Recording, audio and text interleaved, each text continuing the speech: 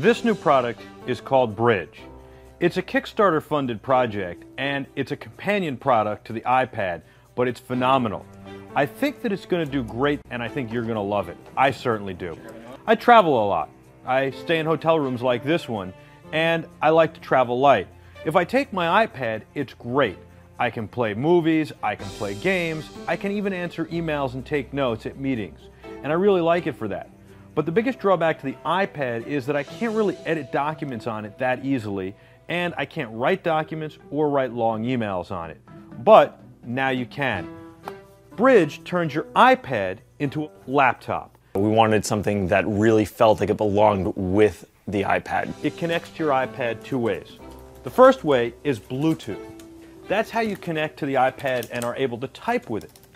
Secondly, it connects to your iPad with these hinges that lock your iPad into place. You can dangle your iPad from it, it holds it so tight, and it allows it to close and open easily. Just like the smart cover, this puts your iPad to sleep when you close it and wakes it when you open it. Bridge is made from the same kind of aluminum that your iPad is made out of. And it's a really nice, solid keyboard. The build, fit, and finish here are second to none. It's got Bluetooth speakers that allow you to play your music, videos, or any kind of sound right from your iPad. And the battery life lasts as long as your iPad does. It feels very substantial, feels good together, and it's about as slim together as a MacBook Air. Now, it allows you to do all sorts of wonderful things. You can create Pages documents. You can edit documents. You can type long emails. I've written several of them. And essentially bridges the gap between a tablet and a laptop. And you can easily pop your iPad out and just run on the go, read a book, or do whatever you would normally do with your iPad. Tremendous product, reasonable price, and if you're on a budget, you can check out the new, cheaper plastic Bridge. I think you're going to love Bridge. Check it out at bridgekeyboards.com.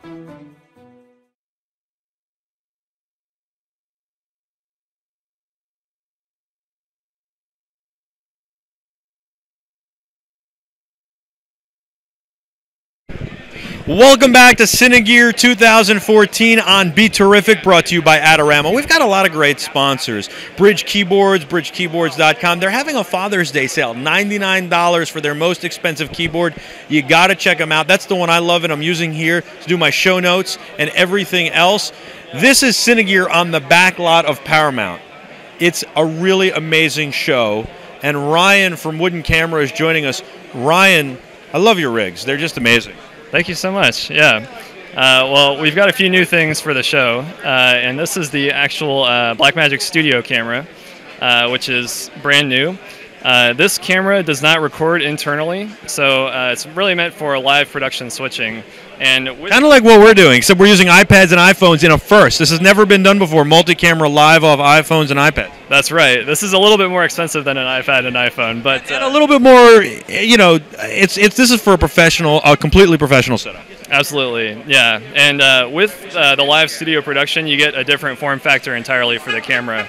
So people have, this could be an actor or something going by. This is awesome. This is, you know, it's really awesome to be on this lot, actually. But the studio camera basically has a large screen so the operator can see it at all times, and you have optical input and output and HDSDI input and output, which will go to a live production switcher. So the interesting thing is, I was supposed to do a tech review of this camera, and I got my hands on it and I sent it back. I said, I'm not doing one now.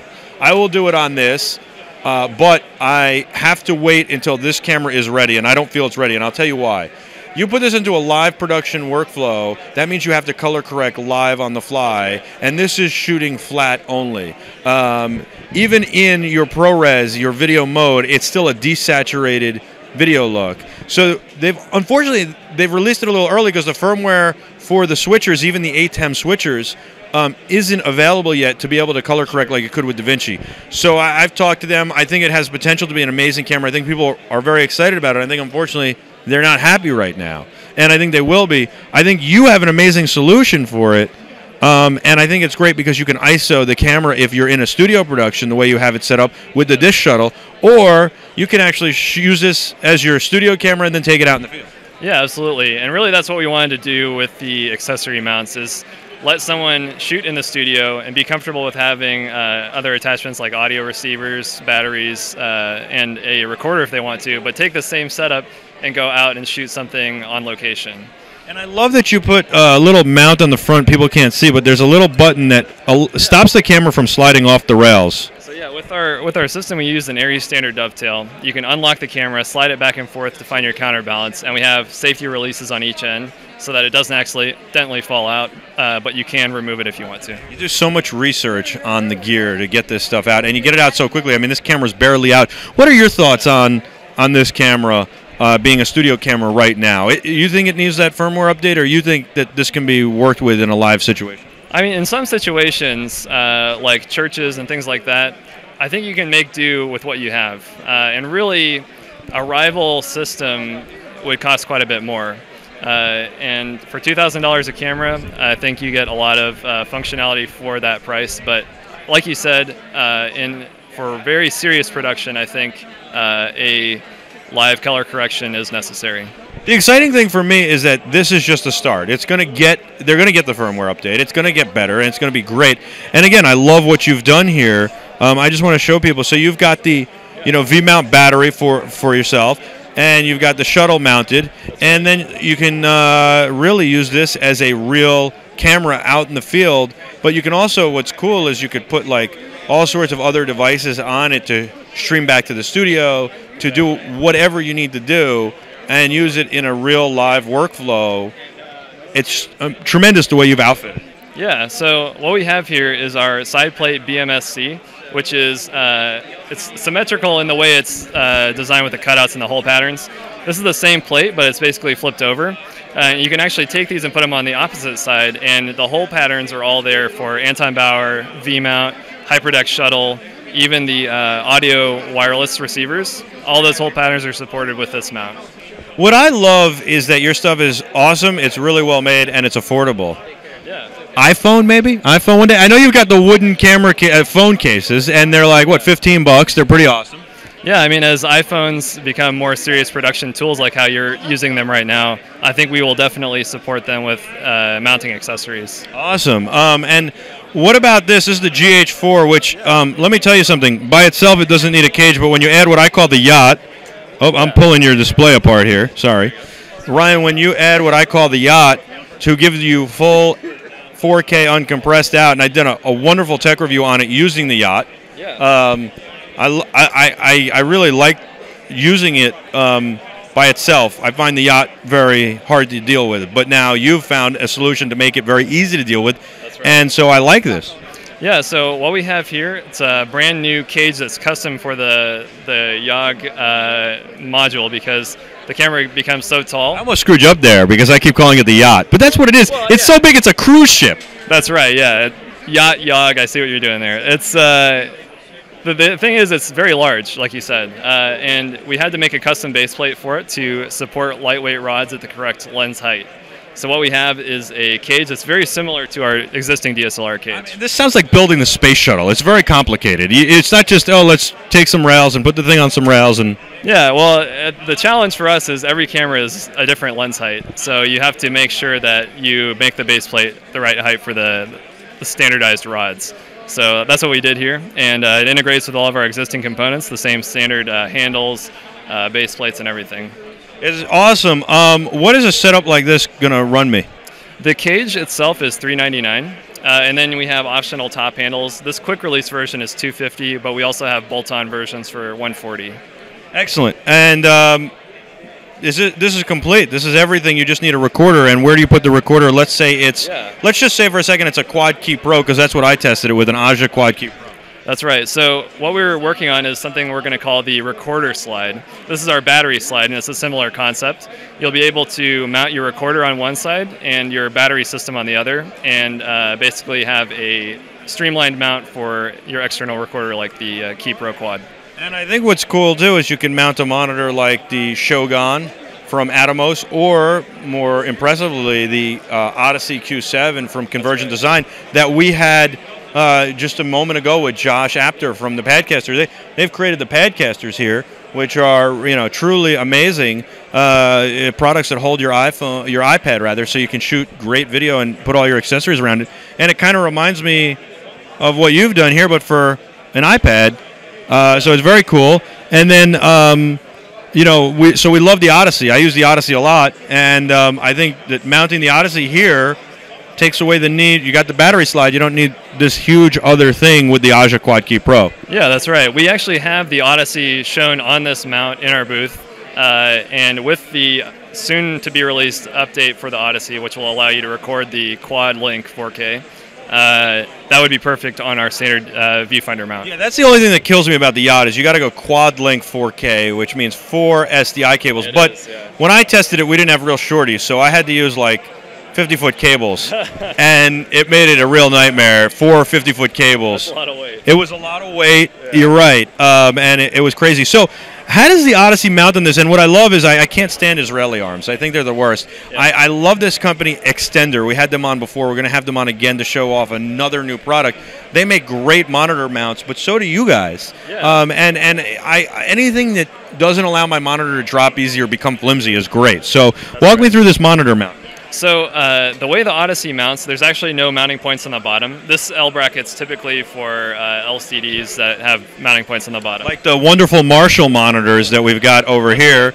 Marshall makes great monitors. We're in the Marshall booth. You got to go to lcdracks.com to get your field monitors. Of course, you can also go to the Adorama Superstore in New York City and adorama.com. But so this would be normally if you wanted to mount a Marshall monitor or something like that. Yeah, exactly. That's what this is our UVF mount LCD kit, which is exactly for those type of monitors. How big a monitor can I go on here? Well, I would say 1.5 pounds is probably as much as you want to. Can I go 7 inches? I mean, as long as the weight is there, then you can do whatever you want, because the mounting point could be this far over, which you'd have basically twice the width. But as long as it's not too heavy, you don't want to overload it. But with the Odyssey 7Q, our standard viewfinder holder works with it, and it attaches via the side screw hole. Very nice, very nice. I love that. And how much weight can that hold? Because the Odyssey gets pretty heavy with its batteries and this SSDs. We're working on a special version for the Odyssey, and that version will be able to support it fully, and that's what we're showing in our booth right now. Awesome, awesome. I am so excited about what you're doing. I don't do this often, but I'd like to ask you if I can do a tech review on some of these wonderful wooden camera products. Yeah, absolutely. I'd be happy to do it. Excellent, excellent. So we'll have that coming on Be Terrific soon. It'll also be on Adorama.com, I'm sure. All of this is brought to you by Adorama.com and the New York City Adorama store. That's Be Terrific's coverage here of Cine Gear Live 2014. We've also got some other great sponsors. Airbag, AIRBAC. They make a backpack that helps you carry all this heavy gear and any other heavy gear you have, or just heavy paperwork. It shifts the weight so that it lightens your load. You're basically changing the way you carry the bag, and it extremely shifts the weight. And then, of course, we've got Bridge Keyboards, bridgekeyboards.com, and we have another great sponsor, and that is Mushroom Networks, and that's how we're streaming live right now, thanks to Mushroom Networks. And, of course, Paladin's provided this amazing switcher that allows us to switch this live with iPads and iPhones. Are you impressed by this setup? Seriously, I mean, you see a lot of professional stuff. We talked about the studio cam, but nobody's done this before. Are you impressed by it? Yeah, it's awesome. I mean, there's so many different things I haven't seen before, and it's just great to see everything in action. Thank you. I appreciate you saying that. Ryan, as always, a pleasure. I'm impressed by your stuff. I love the way you build it and how well it's made and the fit and finish. So thank you so much. Woodencamera.com. That's right. Woodencamera.com. And, of course, go to my favorite store, Adorama in New York City, to check out all the wooden camera gear. You can see it on the pocket camera. I love that rig. I'm Michael Artsis. This is Cine Gear 2014 live on Be Terrific, presented by Adorama. We'll be right back after this, and we're streaming live thanks to Mushroom Networks. Stay with us.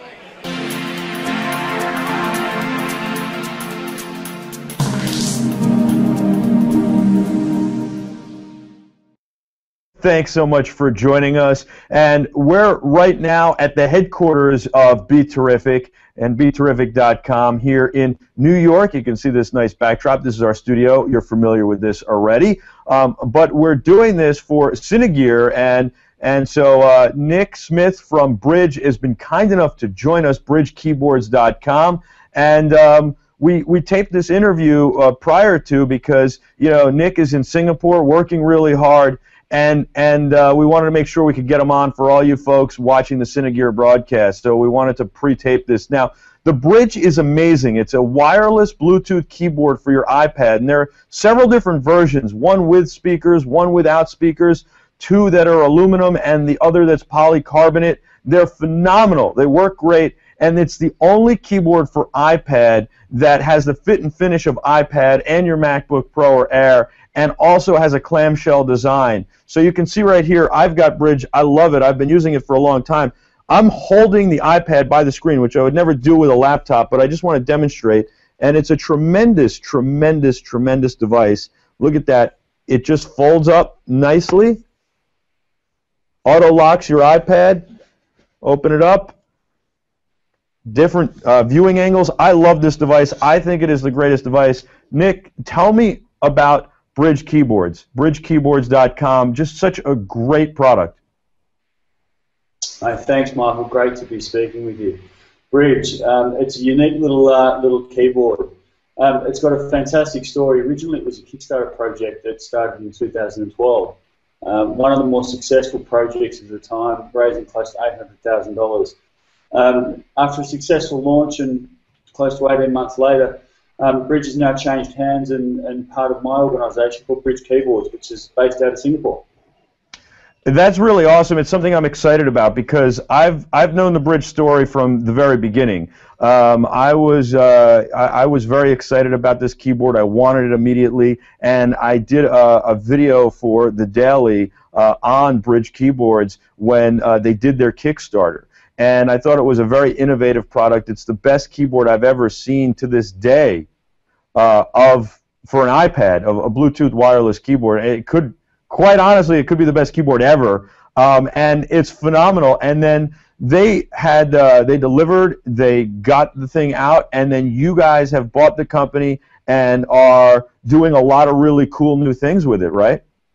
Absolutely. And we realized that the guys at Bridge did an amazing job of building, as you say, a fantastic keyboard, arguably the greatest in the world. But over time, we realised that their direction was changing, and that's where we saw it as an opportunity. We think what they've done, not only building a fantastic keyboard, but they've built such a great brand. And what we want to do is leverage that. So from our point of view, we're putting a huge amount of investment into sort of shoring up the foundation of the business around our current customers and the current range, and also looking to the future around developing new models that sort of match the updated versions of the iPad and potentially iPad mini as they go to market. I think that's awesome because I have an iPad mini and I sit there and I go, wow, it's really missing a Bridge keyboard. I would love to have a Bridge for the iPad mini and also for my iPad Air, and I know that that's coming and talking to you, and that's what's most exciting. I think what's great is that people should know this, that this wasn't just bought by some random company or some venture cap firm. This was bought by a group of people that are entrepreneurs themselves. Nick, I mean, you've had such a great career, and you really inspire me. I love entrepreneurism. I love chasing the dream, and I love that you're taking a good product, wanting to make it better, deliver better customer service, and get new products out to market quickly and easily so that people can continue to enjoy Bridge Keyboards at BridgeKeyboards.com. Absolutely. It's a very unique story about how we came about it. I think we're probably just as passionate about the keyboard itself as the originators of the business. As you said, with my partners and I, with all the entrepreneurial backgrounds, and when we saw the Bridge, it wasn't a function of a big corporate buying it out. We have partnered with the founders who still remain intrinsically involved in the business, but it's our job now to be able to take that forward and hopefully build a very successful company out of it. I just want to know, have you picked out the yacht yet? Because when I was at Bridge, when they first started, they took their first delivery. To me, I just said, if these guys do the right things, they're writing their own ticket, because everybody needs a Bridge keyboard with their iPad. There are so many iPads out there, and you need a Bridge keyboard. It completes the iPad. It allows you to leave the laptop behind, leave your laptop behind, and that's the crazy part about it is I no longer need a laptop. I've got an iPad and I can do almost everything on it, and that's what we're doing with Be Terrific and I filmmaking and stuff. And so, you know, I'm so excited about this, and this is really the missing piece to be able to do that. If I can have this keyboard, and now I can leave the laptop behind because I have the keyboard. Without the keyboard, it's, you know, typing like this on your iPad is very hard. I've created documents, spreadsheets, business plans, I've created proposals, I've edited videos, I've done all these great things on iPad, but without the keyboard, it's very difficult. It's great for running around that you can do this and send off quick messages, but you don't want to sit and type a long document. Well, now, even if you leave it in your hotel room, you get back to the hotel, bang, you put it right into the keyboard and you're good. And it's great to watch movies on the plane as well. And the great thing is, too, we had a keyboard go bad on a Mac, and so we hooked the bridge up Bluetooth, and we were using it as a Mac keyboard to operate that Mac in a pinch. Obviously not ideal, but it worked, and that's why I say this is quite possibly the greatest keyboard because it's so convertible and can go from place to place, and that's why I'm so excited that you guys have the company and are going to take it further into the future, and I just am excited. So, have you picked out your yacht yet? Not quite. There's a lot of hard work that we've got to go through before we get to there. But you raise a really good point. Oh, yeah. You raise a really good point. There are plenty of other keyboards out there. There are a lot of competitors that we've got. It's a competitive space, but when you use them, it feels like they're a keyboard and your iPad. Whereas when you bring the bridge and the iPad together, it's really like a single device. It is an extension to your laptop. You mentioned flying. I travel weekly around Asia. I'm always in a new city most weeks. And the fact is that when you're sitting on a plane, you can jump on your iPad with your bridge and nail the emails. You can absolutely go through them. Since Microsoft released Office for the iPad, it's just expanded the capabilities even further. PowerPoint presentations, Excel, doing Word docs. Your iPad is now truly a work machine, and when you pair it with the bridge, it just enables so much more diversity in what you can actually get out of your iPad.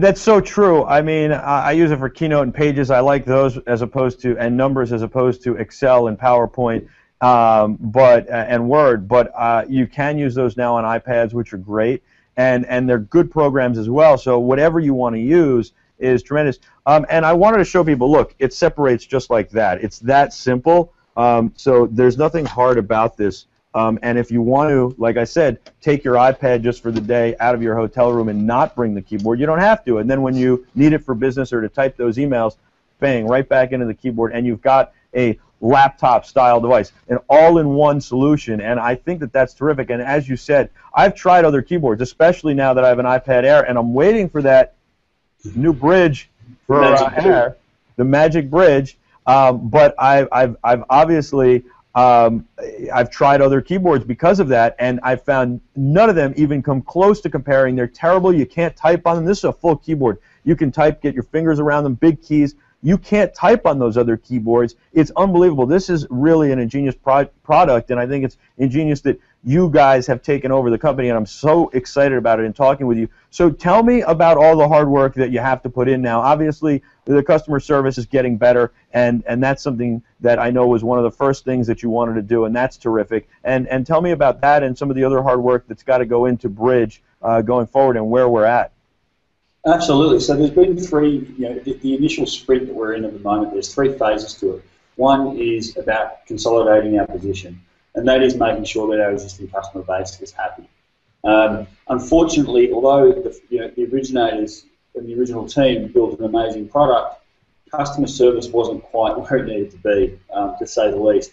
We've had some pretty phenomenal stories of poor customer service over the last sort of few months, and what we're trying to do is to make sure that everyone who's been on the receiving end of that is happy. So we're currently working through that process and building up a really strong foundation. So as we do move into the development and launch of the new models, we've got a stable base. Secondly, it comes down to what we're doing from an online point of view. We've relaunched the website, we've got completely new branding, and really what underpins that is an automated platform. We understand that customer service isn't just about receiving a good product, it's about how you receive it. So we've got a very intuitive online website which is integrated to automated fulfillment. So we've got warehouses based in the UK, Hong Kong, and LA. So no matter where you are in our key markets, you're always going to be guaranteed the best shipping price.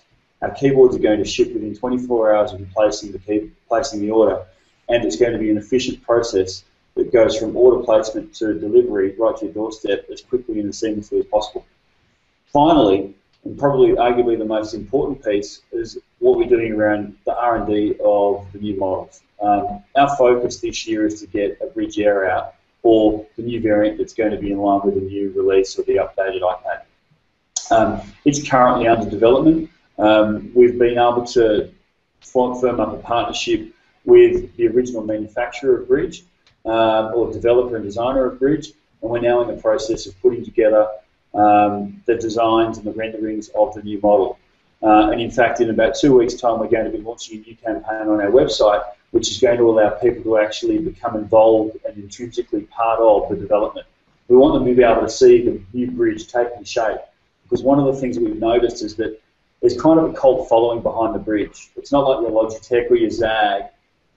The people that know about Bridge know the story, not necessarily the product. So we want to make sure that people get involved in that. So as I say, over the next few weeks, we're going to be starting to introduce a couple of different campaigns that are going to be able to get people involved so they can see the development of the Bridge as it goes along from a conceptual design on a computer through the R&D process in a factory in Shenzhen through to the ultimate production prototypes that'll be out by the end of June, early July. That's awesome. I was just on bridgekeyboards.com, and I noticed that you guys, using my Bridge here, by the way, I noticed that you guys lowered the price and have some price breaks as well, which is awesome for Bridge, for the existing models. And I'm so excited about the new models. I can't wait to get one for my Air, for the Mini. Are you guys, so people had some questions and they wanted to know, or suggestions maybe, is there a way to get an illuminated keyboard but keep battery life, backlit illuminated keyboard and get battery life to stay the same? And is there a way to make it a little bit thinner and lighter? Those are the only two questions that people really seem to have over and over again, and I think you've got the answers, no? We do. Without going into too many secrets about the newer model, you know, the nature of the beast is that the Air is thinner than the existing models, particularly the Retina and the iPad 4. The Bridge is so heavy because we actually had to add weight to it to stop it from tipping over, because the actual iPad 3 and 4 are so heavy. The iPad 2 not so much. So the first thing is that the new Bridge will be thinner, and it will match actually the thickness of the Air. The second thing is, from an illumination point of view in the keyboards, we are playing with a couple of things at the moment. And then, of course, there's the speaker. Some of the feedback that we had was that the speaker might sound tinny when it's up really loud. It's still a lot louder than the existing iPad speaker, which is fantastic. But the new model, we're completely changing the design, and it sounds sensational. So that is going to be a big upgrade on the existing model. And then finally, from a price point, as you say, the original price point was around $200 US dollars. We think that's a little overpriced for where it should be at. So we're still playing with pricing, but it will be much cheaper than where it existed, what it previously was. Nick Smith from Bridge Keyboards, thank you so much for joining us. So glad to have you here, and I can't wait to hear more as things continue on Bridge Keyboards and bridgekeyboards.com. So go to bridgekeyboards.com right now to get yours. You can get one for the iPad 2 through 4, and then the iPad Air will be soon arriving, as well as the Mini. And so stay tuned for updates on bridgekeyboards.com for that. I'm so excited that you joined us, and I know you've got a great personal entrepreneurial story, and so the next time we chat, when we get another update on Bridge Keyboards, I'd love to find out more about your story, so everyone will have to stay tuned for that. I'm Michael Artz. This is Be Terrific's Cine Gear coverage. We'll be back right after this. Thanks so much for joining us.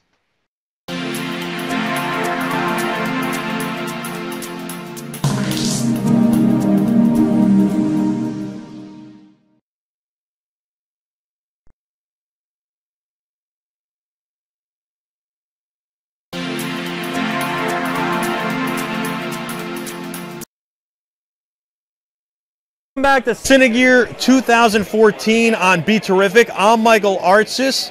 Thanks so much for joining us. We're at Paramount Studios back lot, and we're brought to you by Adorama. We're streaming live on Mushroom Network Streamer 8000, and we're using the Paladin switcher here in the Marshall booth. Marshall makes some great monitors. We've got the Bridge keyboard, bridgekeyboards.com right here. We're using that to check the show notes and everything. That is wireless to my iPad, and it makes my iPad like a laptop. It's a phenomenal companion to my iPad. By the way, they're doing a sale right now for Father's Day, $99 for this unit with the speakers. That is their highest level one, and there are ones that are even cheaper, so you can do really good. Sam from FreeFly is here with the Movi. Now, I'm excited about this because we're doing something amazing here. You know that. We're broadcasting live off multi-camera using only iPads and iPhones as the cameras. But what's really amazing is that we're getting really into the iPhone space, and we're going to be using this tomorrow as part of our show.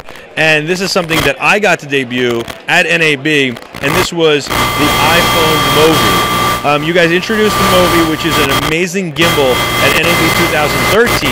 You've done a lot to just keep the bus moving forward, and now you have a solution for iPhone. The one I had was a one-off prototype. Now you guys are ready, right? Well, yeah, this is the Movi M5, so there's an iPhone adapter on there. The M5 is already in full production, so you can buy these today.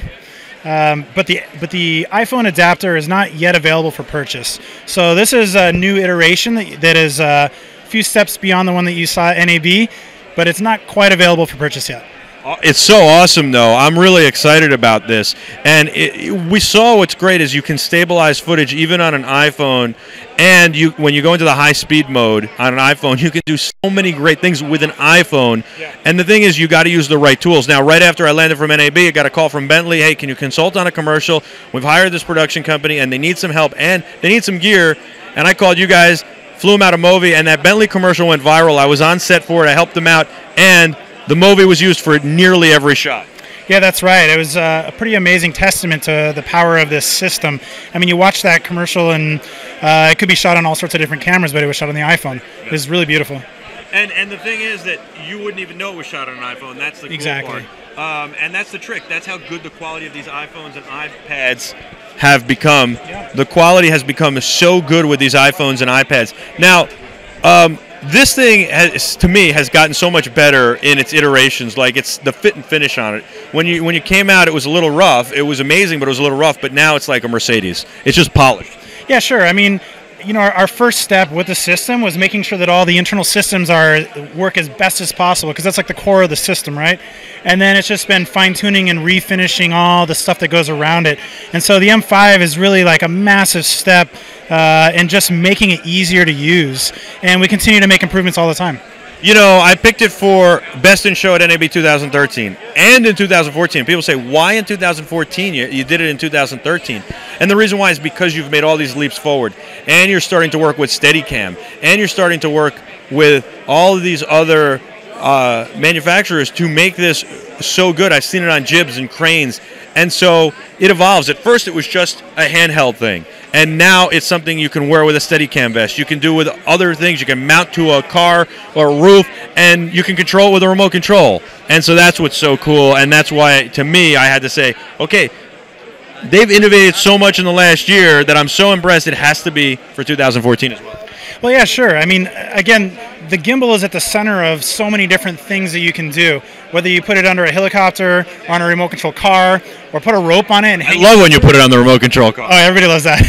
Yeah. So this thing is actually my favorite tool, filmmaking tool, and I think also with the iPhone it shows the cameras are all there. The quality of the cameras are all amazing. You need to support them no matter what you're doing with real supports and treat them like real cameras. And I think it's cool. We're using some Padcasters here, and you mounted at NAB a Padcaster with an iPad mini to an M5.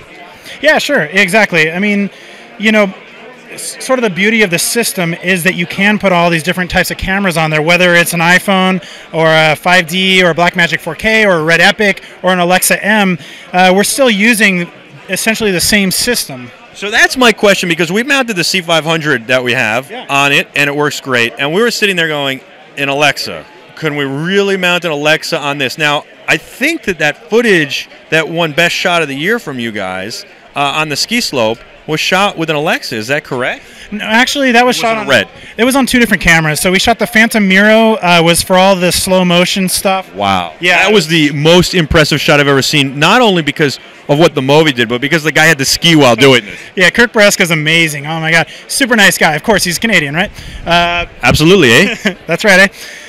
No, it was fantastic. I mean, it was brutal conditions. It was freezing cold. All of our batteries were dying really fast. It was pretty miserable. But when we saw what we were getting, I think it just really like kept everybody focused, and it was amazing. But yeah, we shot on the Phantom Miro with a Tokina lens, 11-16, and then the other footage was done with a Red Epic with a 8R lens, a massive lens with a 6x6 filter. It's probably the heaviest rig we've ever done anything with. So that's what I was going to say. I mean, I thought the Alexa would be heavy. Now and I thought it was the Alexa, and it's not. It's the Red. But now that you're describing the Red, that Red is jacked up with that lens. How can you do it? I mean, it does it? It's not a problem? Yeah, of course. I mean, we're always constantly pushing the limits, and there are caveats to shooting with a rig that heavy. Fortunately, jumping off a ski jump. Well, I don't do that. No. But yeah, we want to push the system and see exactly how far it can go, and I think that was a real testament as to really how far we can push that thing. I love this thing. Freeflysystems.com, by the way. It's just about the easiest thing to use. It takes a little bit to set up. I'm not going to lie to everybody. It takes a few minutes. You got to watch tab on several videos. But if you follow video by video, the first time you set it up, you got it and you're good to go. The very first time you need a little help, and after that you're good. It's terrific. I think the fit and finish is amazing. This is the Mercedes-Benz. It really is. This is the Mercedes-Benz of gimbals. It was the first one. It's the original, and it's terrific. Well, thank you very much. I mean, we work really hard at keeping it on top. We designed this thing inside out from tip to tail, and that's, I think, why the quality is so good. We are shooters. We love filmmaking. So when we go out in the field and shoot something, we come back, and all the engineers are really excited about it. What worked? What didn't? How can we make it better? And it's amazing to be able to work with a team like that. We got guys from MIT. We've got guys from all over the place that just focus and perseverate on the details. Show people how stable it is. I want you to show them, like, look at this. I mean, this is unbelievable. And I hung out a car in Vegas at 60 miles an hour out the window of a car holding this. And I was actually afraid that I was going to blow away, but I wasn't afraid for the movie or my iPhone in the movie. Yeah, I mean, we've done some pretty crazy stuff. I've operated this out of helicopters in the outback, and we've hung it off of trees in Cambodia, and we've done some really stupid things with it just to see what happens. And thankfully, it always seems to make its way through. So. And just out of curiosity, I was wondering, like, if you snapped one of these carbon fiber rods, can you just replace it? Yeah, sure. I mean, we have a really nice customer service program, and it would be pretty incredible to crack this. You'd probably have to drive it over with your car or a semi.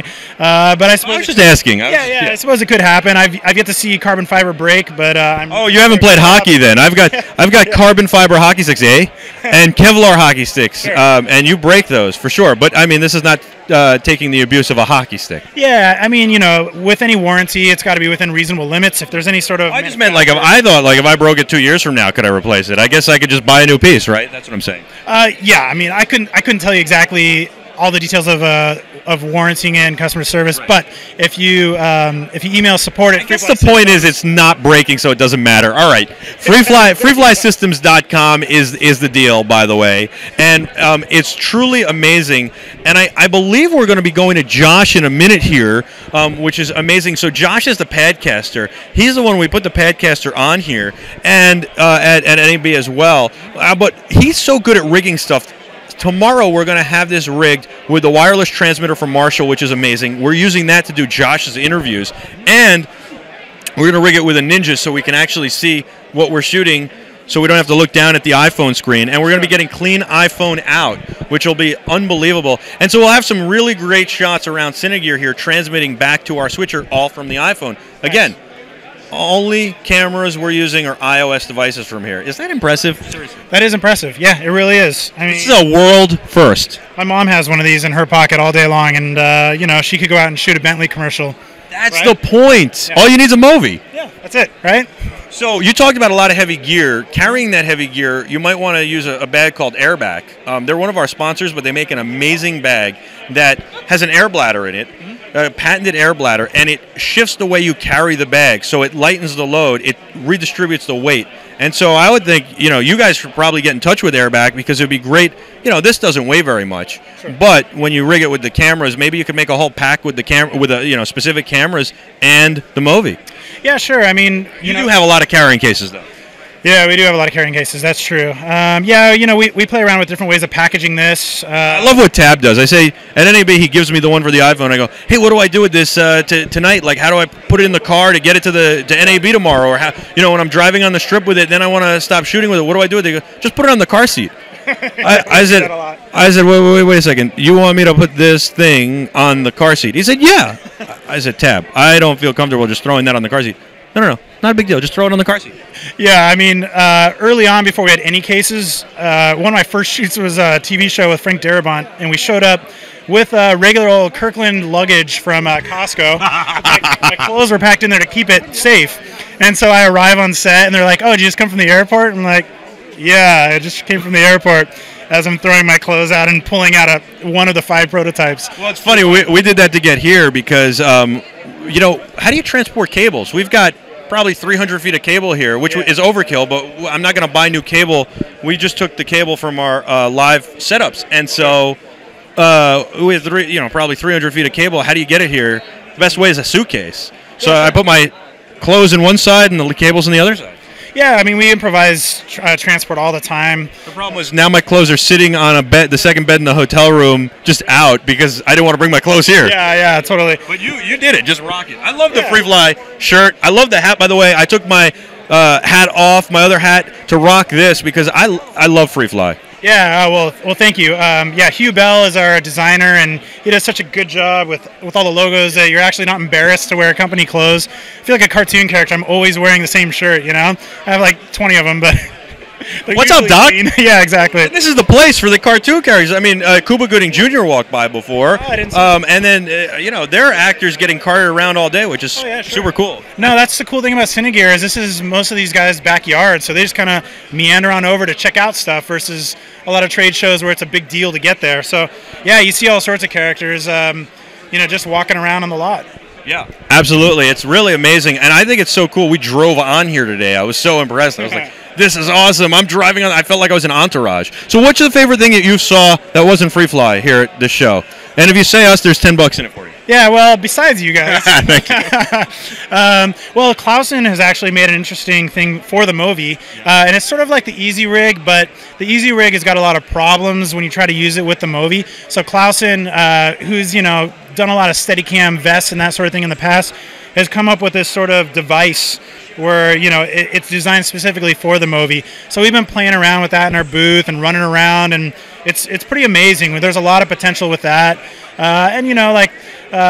Schneider's got some nice new lenses that we've been playing with. Yeah, absolutely. Very cool. Well, and we're using Schneider lenses on our stuff here, too. Yeah. So this is Be Terrific's coverage of Cine Gear Live, presented by Adorama. You can now get the Free Fly Movi at Adorama on Adorama.com, or you can go into the Superstore in New York City. If you see Ben, he'll take care of you. He'll give you a good deal. Tell him I sent you, or tell him Sam from Free Fly sent you. FreeFlySystems.com. Will you say hello to Tab for me, please? Absolutely, I will. And maybe tomorrow we'll get you on for a second when we get the wireless working, just to kind of plug you one more time, because I think that'll be good. Sure. And we're going to go to Josh now. Josh is live, and he's got Filex. They're lighting this right now for us in the Marshall booth. Check out Marshall monitors on LCDRacks.com, by the way. And we're streaming live because of the Mushroom Network Streamer 8000, and of course the Paladin Switcher, and all these wonderful iPhones and iPads, thepadcaster.com as well. I'm Michael Artsis for Be Terrific. Josh, take it away, brother! Taking it away right now, live from Cine Gear. All right, thanks. Awesome. All right? All right, what'd you think? Yeah, it's fun. That was awesome, man. You were great. It's funny. Tab, I was expecting you to be great. We both have hay fever, and he's like, all right, yeah, cool. And sneeze during the interview. It's on. The microphone is on. This is live. This is the beauty of going live. Yes, I hope you heard. I said the best thing the entire day I just said about 10 seconds ago. So I hope you heard it. If you didn't, I'm Josh from the Padcaster, streaming live from Cine Gear 2014. This is Brent from Felix. We both have head colds. That's pretty much where we were. How you doing? Trying not to sneeze. Okay, don't look up at the sun and we'll be just fine. So tell me about this incredible product. I'm already sort of drooling. All right. So what we've designed is a dense matrix LED technology, which we've basically taken, instead of a big panel of LEDs, we squished them down into a dime-sized form, and then we made it so you can change the color temperature. So the actual light in here is the size of a dime? It is. It is. It's a teeny little point light source right there, and then we mix it, and then it's producing, and then we're able to tune the temperature from 3,000 to 5,600 Kelvin, and it's all beautiful color quality, exactly what filmmakers need and want for very portable live situations like this. I need one of these right now. What would I do? What am I going to do when my light doesn't skew green? I don't know. It won't be. Your life would be too easy, you know. I know. Yeah. This is going to solve a lot of problems. So tell me more about this thing. It's got intensity, so it's dimmable and color temperature switchable. Flicker-free, dimmable, and then you have the smooth dial turning for 3,000 to 5,600. We make multiple sizes, but this is our P360. So we've got the P360. All of the accessories that fit on the P360 fit on the P200, fit on the P180, fit on the... So we've got dome diffusers. Hey, wow. You're not really... That's... I don't... Is that legal? Is that a dome diffuser in your pocket? And then we've got Fresnels, so some little mini Fresnels. And then we've got some larger accessories as well. So we've got a large 5-inch glass Fresnel that we mount on the front of it.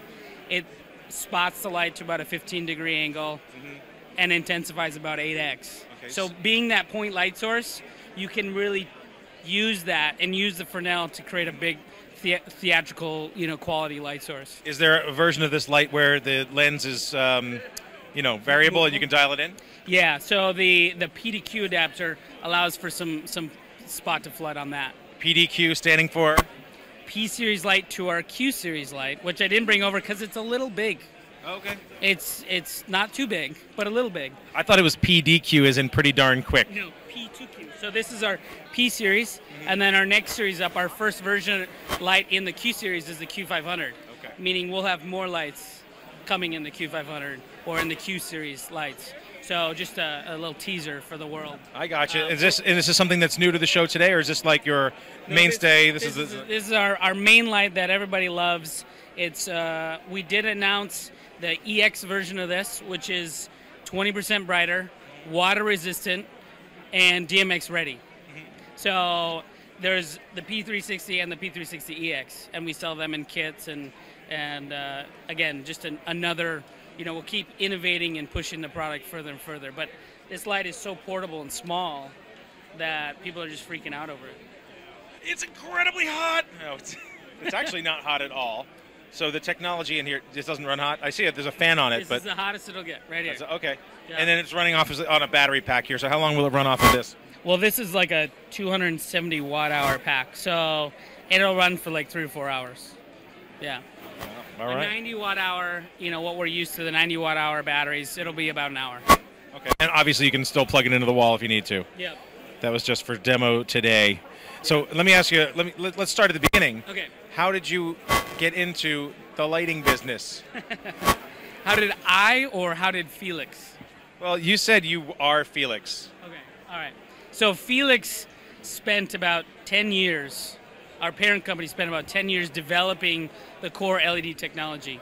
And so in other markets, we make highly fine-tuned spectrums for that specific market.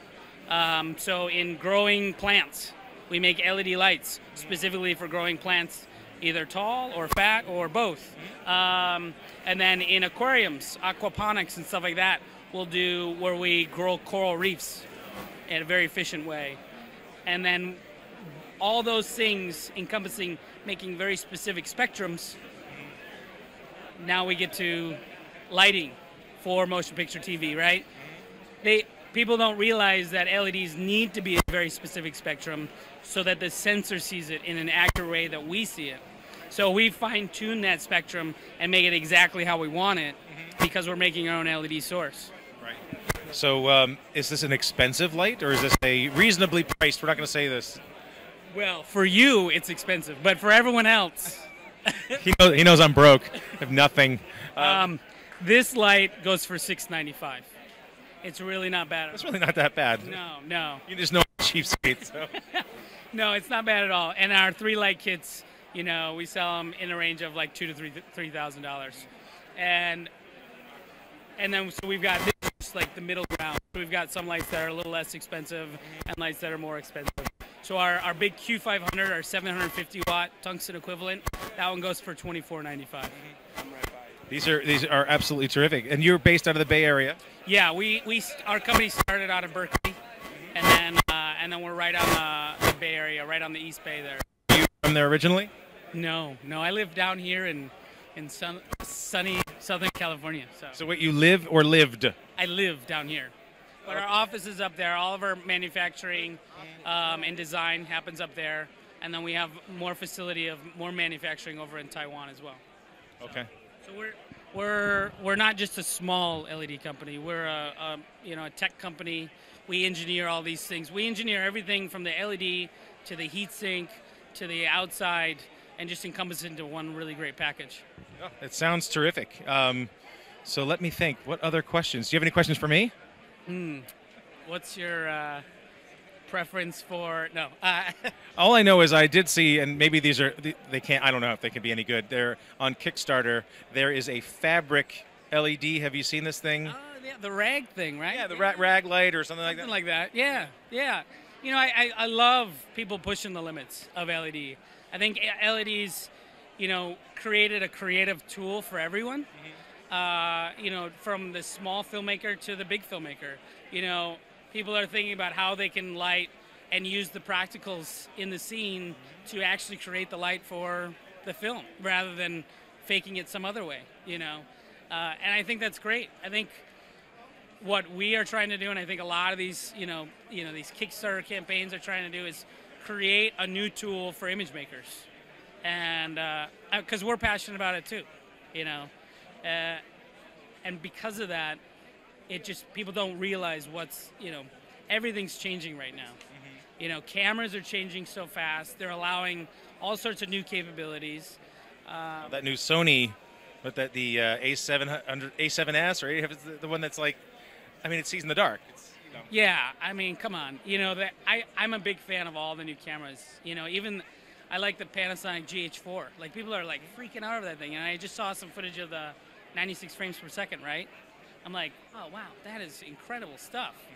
And and we can go back to your iPad.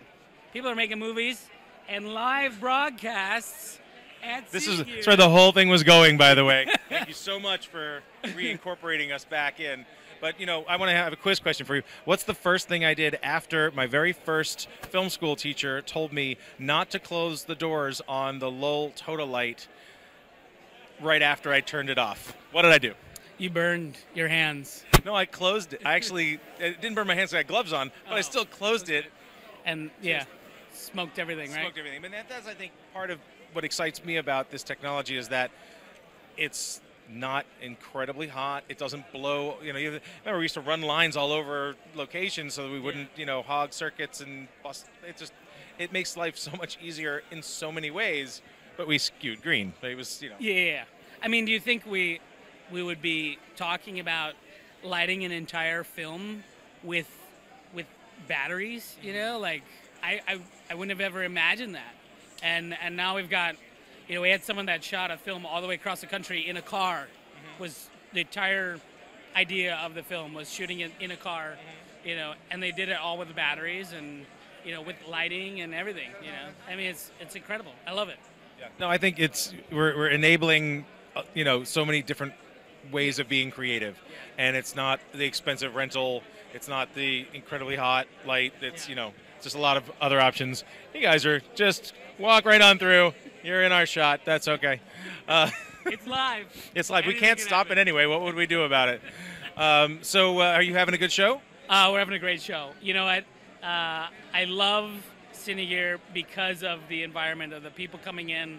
Everyone's just so excited to be here. They're not here because of their job. They're here because it's their passion. and that's why I love this show. Yeah, it's a great lot too. Like this, it's sort of like the whole vibe is like. Yeah, the New York lot is fun, but it's a lot cooler in the stages. So anyone who's listening right now and is coming tomorrow, come into the stages because there's AC when it's going to be really hot tomorrow. Well, I thought it was going to be 75 like today. It's going to be hotter? I don't know. I have no idea. I didn't check the weather because I'm in the stage. So. See, well, we'll come in the stage to see you. Where can people find you online? Online it's Felix.com, FIILEX.com. And still pronounced like Felix the cat. It is. The very first image ever broadcast on a television, I believe, yes? Yeah, I believe so. You're like, I ain't taking my word for it. Well, I want to thank you for joining us today. I think I'm going to throw it to commercial because I don't see Michael anywhere over there. It seems like maybe we'll just go. But thank you so much for talking to me today. Yeah. And have a great show. Thanks, guys. Stay tuned for our next guest after this message.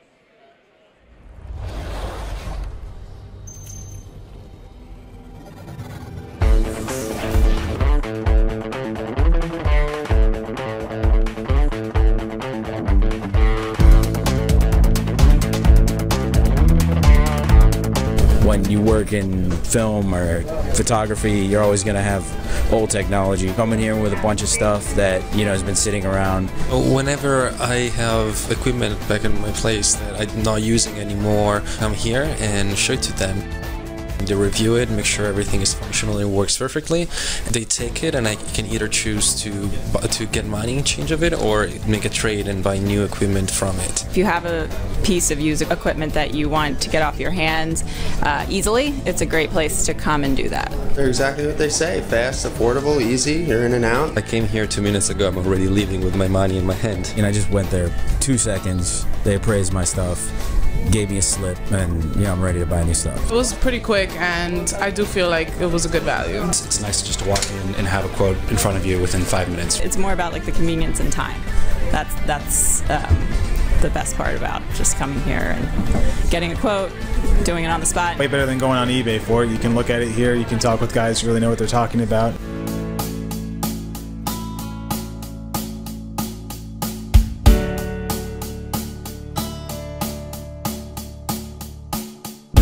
They wouldn't trade me anything that doesn't work, so it's a lot safer than Craigslist. Put it in your camera, you want to see if it works, there's any little ticks or whatnot like that. So yeah, here it's right in front of you. There's a convenience factor, certainly, to having somebody else handle all of that for you and know you're selling and buying from a trusted source. They know what you bring it in, they know a lot about the equipment and fixing it and stuff like that. I've seen the same people here over and over again. The workers here are all wonderful and they're very trustworthy. I'll always come in knowing what I want and the price it's going to be, and the prices are always incredibly fair, and the people are here very, very easily to pick me up and to help me out with anything I need. It's been a great experience thus far. I think the staff is very knowledgeable, friendly.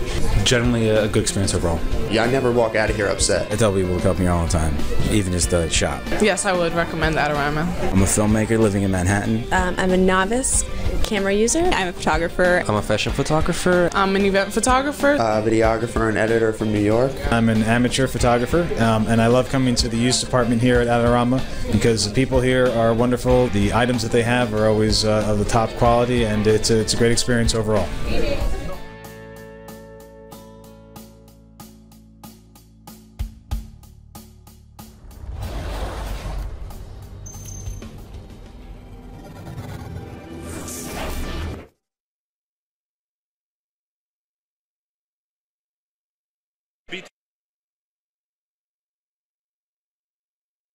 On camera.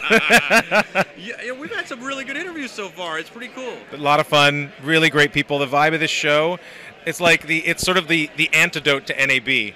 It's Yeah. You know what I mean? It's such a great chill. It's really awesome. What's cool is that we've got Marshall monitors here. We're in the Marshall booth, and they've got all these great monitors, and they've got all sorts of other great equipment, and we're going to be talking to them about that.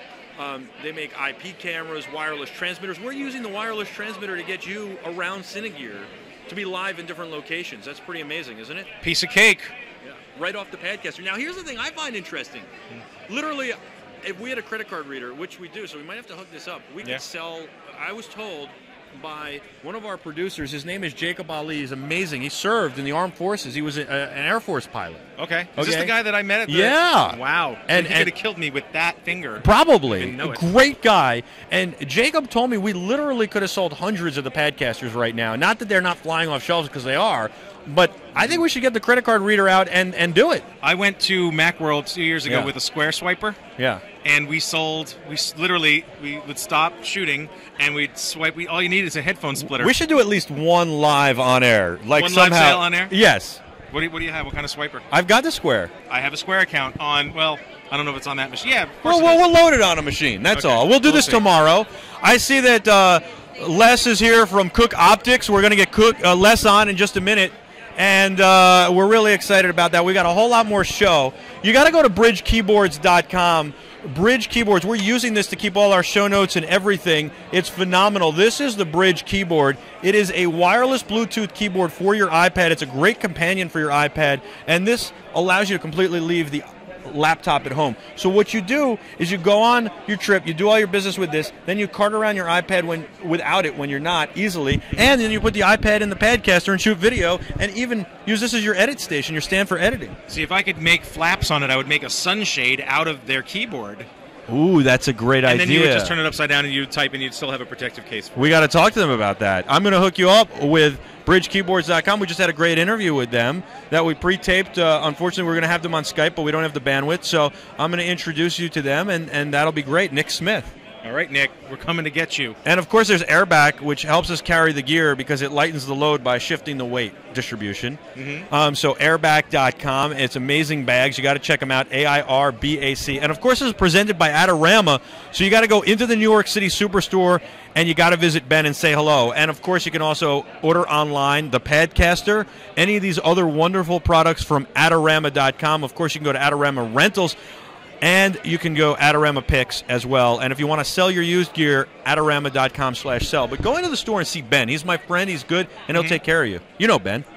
Do I know Ben? Yeah, I introduced you when you came for the seminar I was doing for okay. iFilmmaking. My guy is Gene. Gene's great. Gene's the camera guy. You can go see Gene, too. But Ben will take care of you. Okay, well, Yeah. now that I know that, Gene will just give you advice and tell you what to buy. Right, but Ben's the one who's going to shave off a little. Maybe he'll shave off a little because you know me and you. Now I'm going to make him give me a discount because you just said live that he would do that. He will do something for you, I promise. Okay, he doesn't have to. Well, you just go to Adorama in New York City. All right, we're going to take a quick break. We've got a great guest for you. It's Les from Cook Optics. I haven't interviewed this guy in about 2 years, so I'm so excited to hear what's going on with Cook Optics today. We're back from Cine Gear live on Be Terrific, presented by Adorama in just a minute. We're streaming on Mushroom Networks, thanks to the Mushroom Networks Streamer 8000, and of course we're using the Paladin Switcher, doing this live on iPads. What? Yes, we are. iPads and iPhones, folks. Unbelievable. It's never been done before. This is a first. We'll be back on Be Terrific right after this. By the way, check out cloudcasttv.com. That is cloudcasttv.com. You check it out. We'll talk more about it later. I promise. What's up, Eddie? I think you drew for that entire thing. I should have given a shout out to my son Jack and my wife. Love that you're wearing my...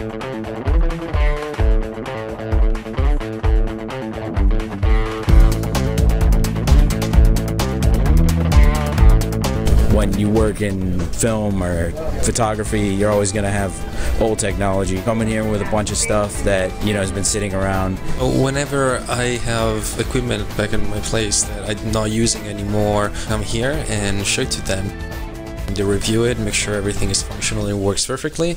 They take it and I can either choose to get money in change of it or make a trade and buy new equipment from it. If you have a piece of used equipment that you want to get off your hands easily, it's a great place to come and do that. They're exactly what they say. Fast, affordable, easy, you're in and out. I came here 2 minutes ago, I'm already leaving with my money in my hand. And I just went there 2 seconds, they appraised my stuff, gave me a slip, and I'm ready to buy new stuff. It was pretty quick, and I do feel like it was a good value. It's nice just to walk in and have a quote in front of you within 5 minutes. It's more about the convenience and time. That's the best part about just coming here and getting a quote, doing it on the spot. Way better than going on eBay for it. You can look at it here, you can talk with guys who really know what they're talking about.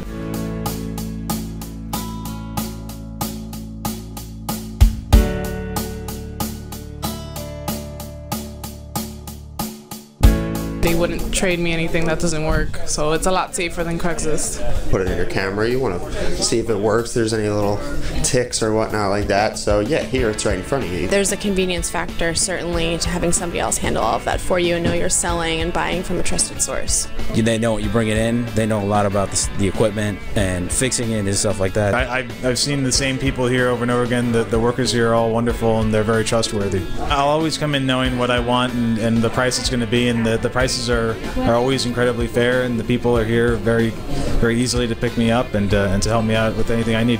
It's been a great experience thus far. I think the staff is very knowledgeable, friendly. Generally a good experience overall.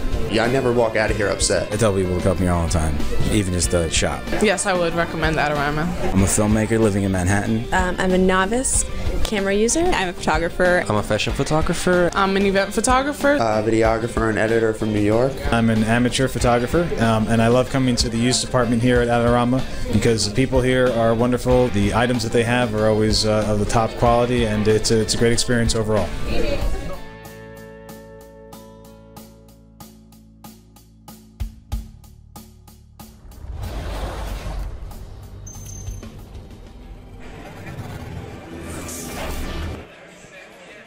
Welcome back to Cine Gear 2014 live on Be Terrific, brought to you by Adorama. I'm Michael Arches. We're on Paramount's back lot. That is what Cine Gear is about. This is the coolest show. I mean, I'm so excited. This is Les Zellin from Cook Optics, the best lenses in the world. I always liked you. Thank you. I haven't interviewed you since NAB a couple years ago. Okay. Unfortunately, we didn't hook up this year, but I wanted to, and it just was a scheduling conflict. But I know that I'm glad you're here. And I'm excited, and so, I mean, you're on all these movie sets all the time, right? You get to visit because of the lenses. You'd like to think so, but I'm usually in a plane traveling somewhere. What do you think of this, of being here? Isn't this magical?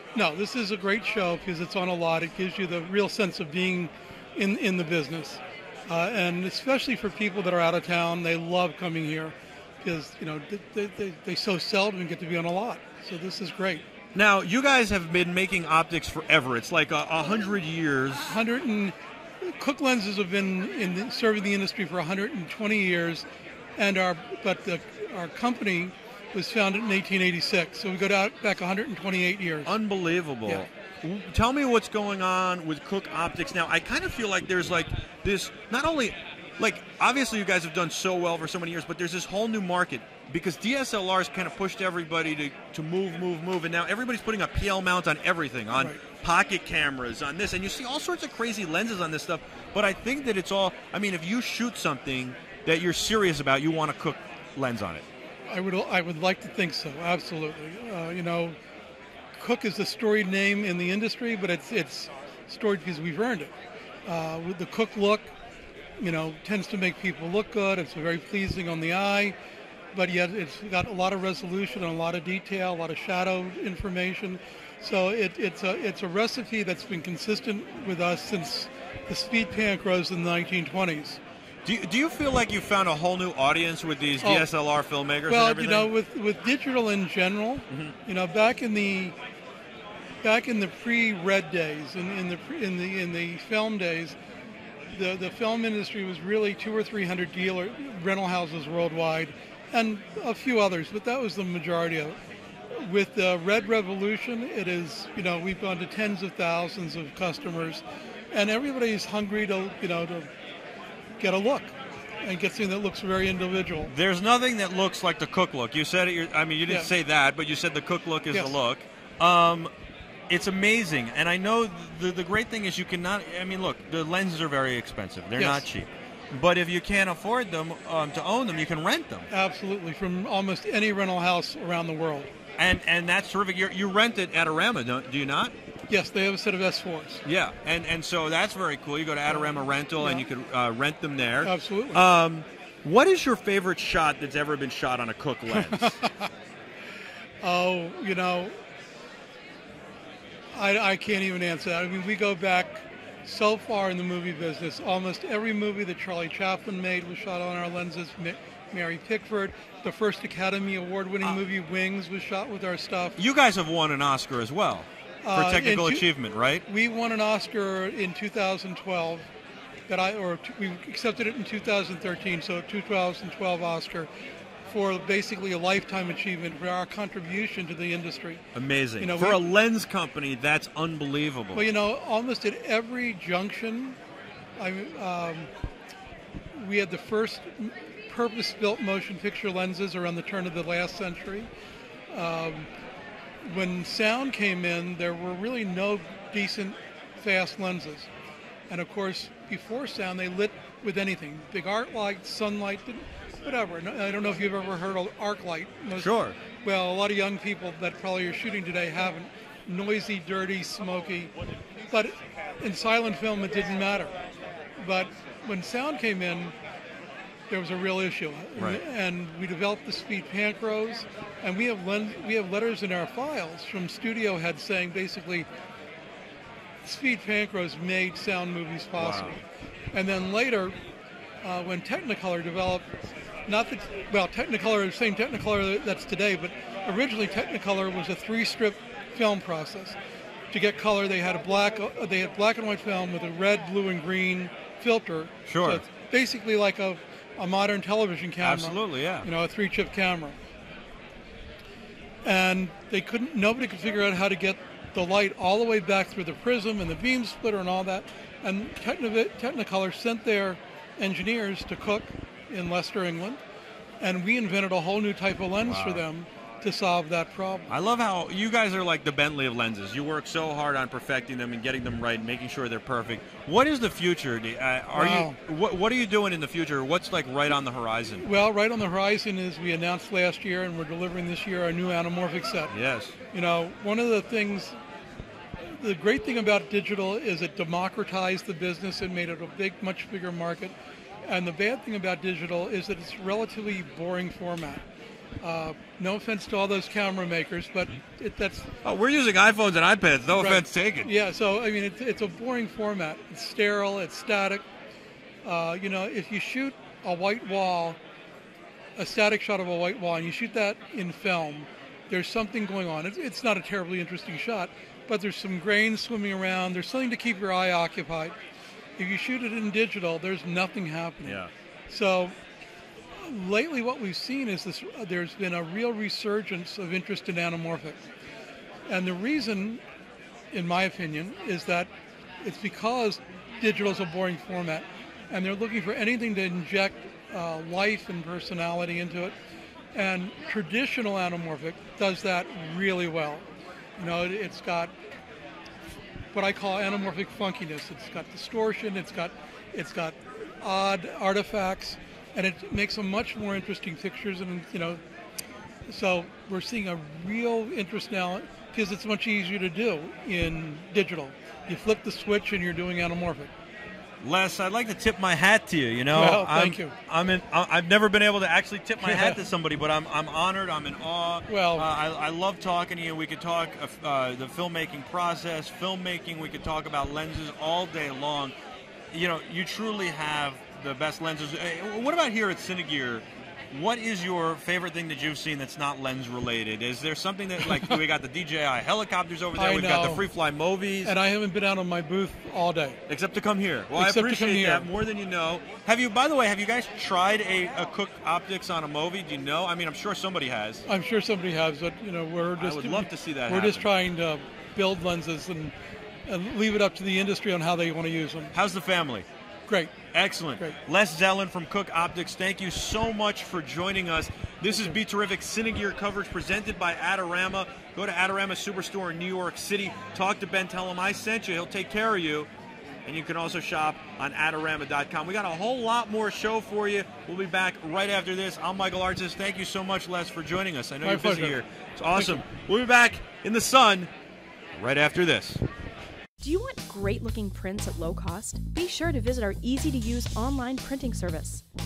Adorama Pix has professionals who treat your images with the utmost care that you can count on. For a quick turnaround on photos, cards, or albums, use AdoramaPix.com. Bridge is a wireless Bluetooth keyboard that belongs with iPad. The iPad is a great tool, but to truly be able to leave your laptop behind, you need a keyboard. Bridge is a wireless Bluetooth keyboard for iPad. It has the same great aluminum fit and finish as your laptop, a terrific clamped clamshell laptop design, and a 10-hour battery. Onboard speakers are optional, but Bridge is not. Bridge boasts a full keyboard, large keys that are easy to type on, and Bridge is lightweight.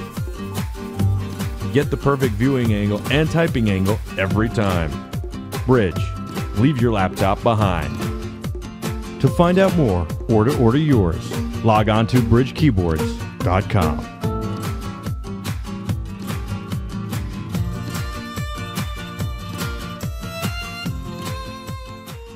Back injuries.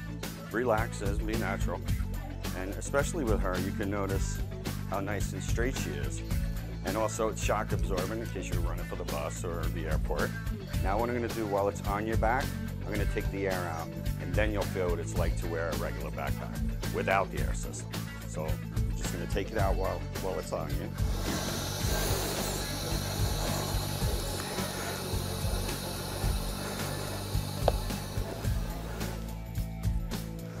Wow. How's that? Heavy. Do you want to wear it anymore? No. Which way do you want to wear it? The other way. Okay, thank you very much. Airback, the solution to a heavy backpack. Get yours today. Mushroom Networks is an 8-year-old company based in San Diego. We have pioneered a technology called broadband bonding. As publishers, we're working with large image and video files all the time. We need a high-speed connection that allows us to deliver this content quickly. We're also looking for power and reliability, and that's where the Truffle by Mushroom Network came in. Mushroom Networks technology will be able to bring in the capability of adding more bandwidth and high nines reliability. We have several flavors of technology applied in different form factors. At the very low end, we have the Truffle Lite, which is a desktop small form factor unit, can aggregate up to 4 internet lines as well as 3G, 4G failover. For larger branch offices, we have the Truffle product line, can go all the way up to 12 ports of internet lines, again with the 3G, 4G failover. If your application is completely based on mobile and portable, we have the Portabella unit, which is a small form factor that can be carried around and powered by a battery. By deploying a Truffle, we were able to combine a T1 with 2 business DSL lines to give us the speed that we needed. We build our products based on a simple premise, and that is providing the best end-user experience over the internet for our clients.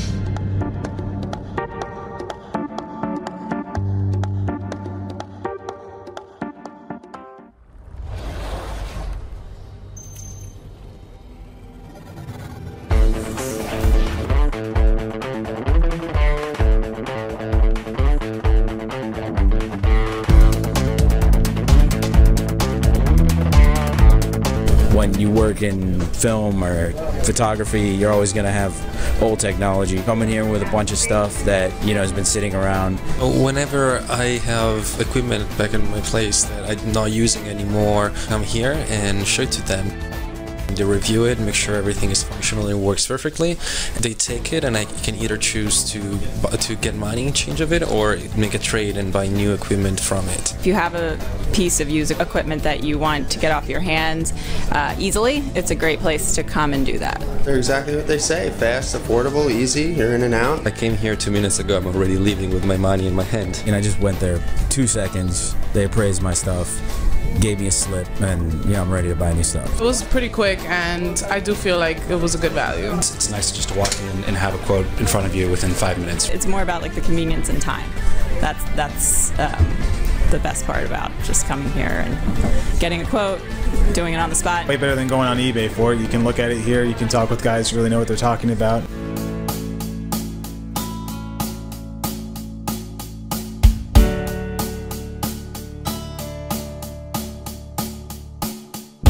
They wouldn't trade me anything that doesn't work, so it's a lot safer than Craigslist. Put it in your camera, you want to see if it works, there's any little ticks or whatnot like that. So yeah, here it's right in front of you. There's a convenience factor, certainly, to having somebody else handle all of that for you and know you're selling and buying from a trusted source. They know what you bring it in, they know a lot about the equipment and fixing it and stuff like that. I've seen the same people here over and over again. The workers here are all wonderful and they're very trustworthy. I'll always come in knowing what I want and the price it's going to be, and the prices prices are always incredibly fair, and the people are here very easily to pick me up and to help me out with anything I need. It's been a great experience thus far. I think the staff is very knowledgeable, friendly. Generally a good experience overall. Yeah, I never walk out of here upset. I tell people to come here all the time, even just the shop. Yes, I would recommend Adorama. I'm a filmmaker living in Manhattan. I'm a novice camera user. I'm a photographer. I'm a fashion photographer. I'm an event photographer. Videographer and editor from New York. I'm an amateur photographer, and I love coming to the used department here at Adorama because the people here are wonderful. The items that they have are always of the top quality, and it's a great experience overall.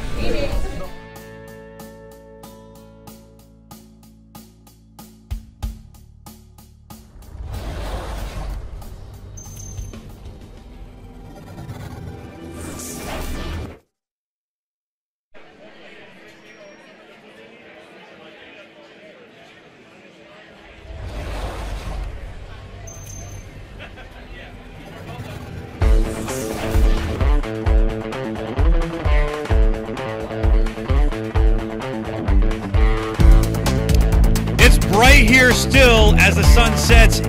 When you work in film or photography, you're always going to have old technology. Coming here with a bunch of stuff that, has been sitting around. Whenever I have equipment back in my place.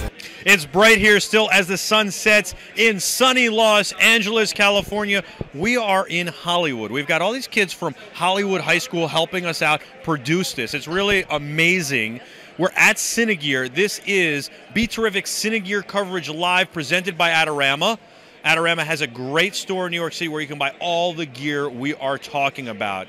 I'm using the Bridge keyboard to keep my notes straight and do everything. It goes right into my iPad, and it's amazing. It makes my iPad a great laptop device. They're doing a sale for Father's Day. $99 for the most expensive unit. $99 for the most expensive one. BridgeKeyboards.com. I was actually admiring that. It's pretty cool. amazing, Very isn't it? cool. Yeah. It's unbelievable. They have a great story, and I've been with them since the beginning. BridgeKeyboards.com, Bridge with a Y. You have to get it. It's on sale. Yeah, I mean, you don't just use Father's Day as an excuse. Yes, exactly. To buy it for yourself. Yeah, of course. Nikki from Schneider Optics is here. You guys are also Century Optics. People would know you from that. Yes. You guys have hooked us up with some really great optics here. We are streaming live off of iPads and iPhones. The only cameras that we are using are iOS devices, and we're using Schneider Optics, which are giving you these really sharp, stunning images. And I love this stuff.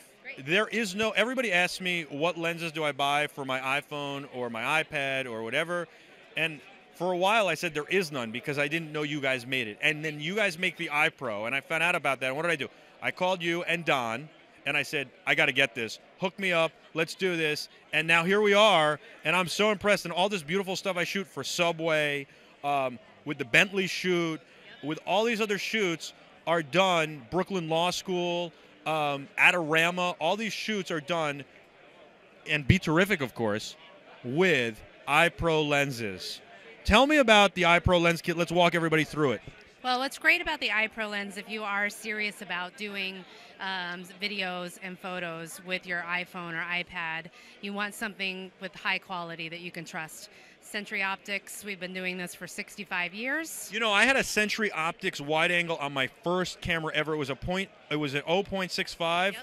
And it was on my PD-150, and it was the only way with that lens, because of the crop sensor, which I didn't know all this at the time, but I know because of DSLRs, it was the only way that I could get in a sports locker room. I do a lot of sports coverage and have for years, and get somebody in the shot that I was interviewing. Now the locker rooms are so filled, I'd be 10 rows back, so it wouldn't be a big deal. But in those days, I was right up against these guys. Well, now I probably would because I have some clout, still be up against those guys. But I was right in there, and we needed the Century Optics for lots of things, but especially for that. And it was not a fisheye, so it was amazing. And so I covered the Islanders, the Rangers, the Mets, the Jets, playoffs, everything with this PD-150, the matte box, and the wide angle. It was phenomenal. Yes, and particularly if you're using the iPhone with video mode, as you know, it crops in. It doesn't use the full size of the sensor like you see in photo mode. So you completely lose all of your wide angle capabilities with your iPhone. It gets you, when it does the crop, it's about a 43 to 45 millimeter equivalent, which is not wide at all. So that's where we have a 0.65. iPro lens. So the lens basically that I had on my PD150, you have for the iPro. And what's great about the iPro is you do it like the Century Optics. You said you've been doing it for 65 years. And you do it just like the Century Optics with the bayonet mount, which is great because it's not this like ridiculous mount that has to screw on or do something else and be threaded and strip the threads. Right. It's really secure, and it cuts out all the light and everything. It's I mean, this is a perfect flush fit. Well, the key too, though, with the mount is we wanted to make sure that we could control the spacing between the iPhone optics and our optics, because that is the most important to keep edge-to-edge sharpness all the way through the lens, which is what we do with the Century lenses. So we take that same formula in creating a lens for the PD150 or really high-end add-on lenses and putting it right on the iPhone. So now you can get it at Adorama.com. Absolutely. And you can just search iPro for iPhone. But walk me through what we've got here. So we've got a kit, and this is the kit I have as well, correct? Correct. And I also have added the clip for my iPad. Is that correct? Right, which I forgot to bring. Sorry. That's okay. We're all good. Add that in. We'll add the picture in here. Anyway, so what we do for the phone specifically is we do a whole case that goes on the phone. By doing this, it allows that bayonet mount to be perfectly centered over the iPhone lens, and again, as well as control that spacing between the optics. It also has 2 entry points for the handle that will go into the case. What's cool about the handle, now when I first saw the handle, I don't even think you realize this. You and I met at Photo Plus in New York. Do you know that? Yes. I ran by, I said, everybody's been telling me about the iPro. I haven't found a good lens for the iPhone. I'm doing iFilmmaking. I'm doing Be Terrific. We got to talk. Show me this. And I literally gave you 2 seconds, said, I got to go. I'm so sorry. And I blew you off. And I'm sorry. I would like to apologize. Because, do you remember that? A lot of people like one picture. So. We took like one picture, but I didn't get then that this is not only the handle for all the lenses. So you've got 5 different lenses in here, but it also mounts on your tripod. So you don't need any other holder. Or you can just screw the top part off. Right. So the cool thing is you've got the handle if you are doing some motion. I'm short. I'll use it to shoot overhead at concerts, whatever. But it's, I'm vertically challenged as well. Yeah, well, hopefully my son Jack is not. Hey Jack, how you doing? Watching? You having fun? Giacomo. So the lenses actually store inside the handle when they're not in use.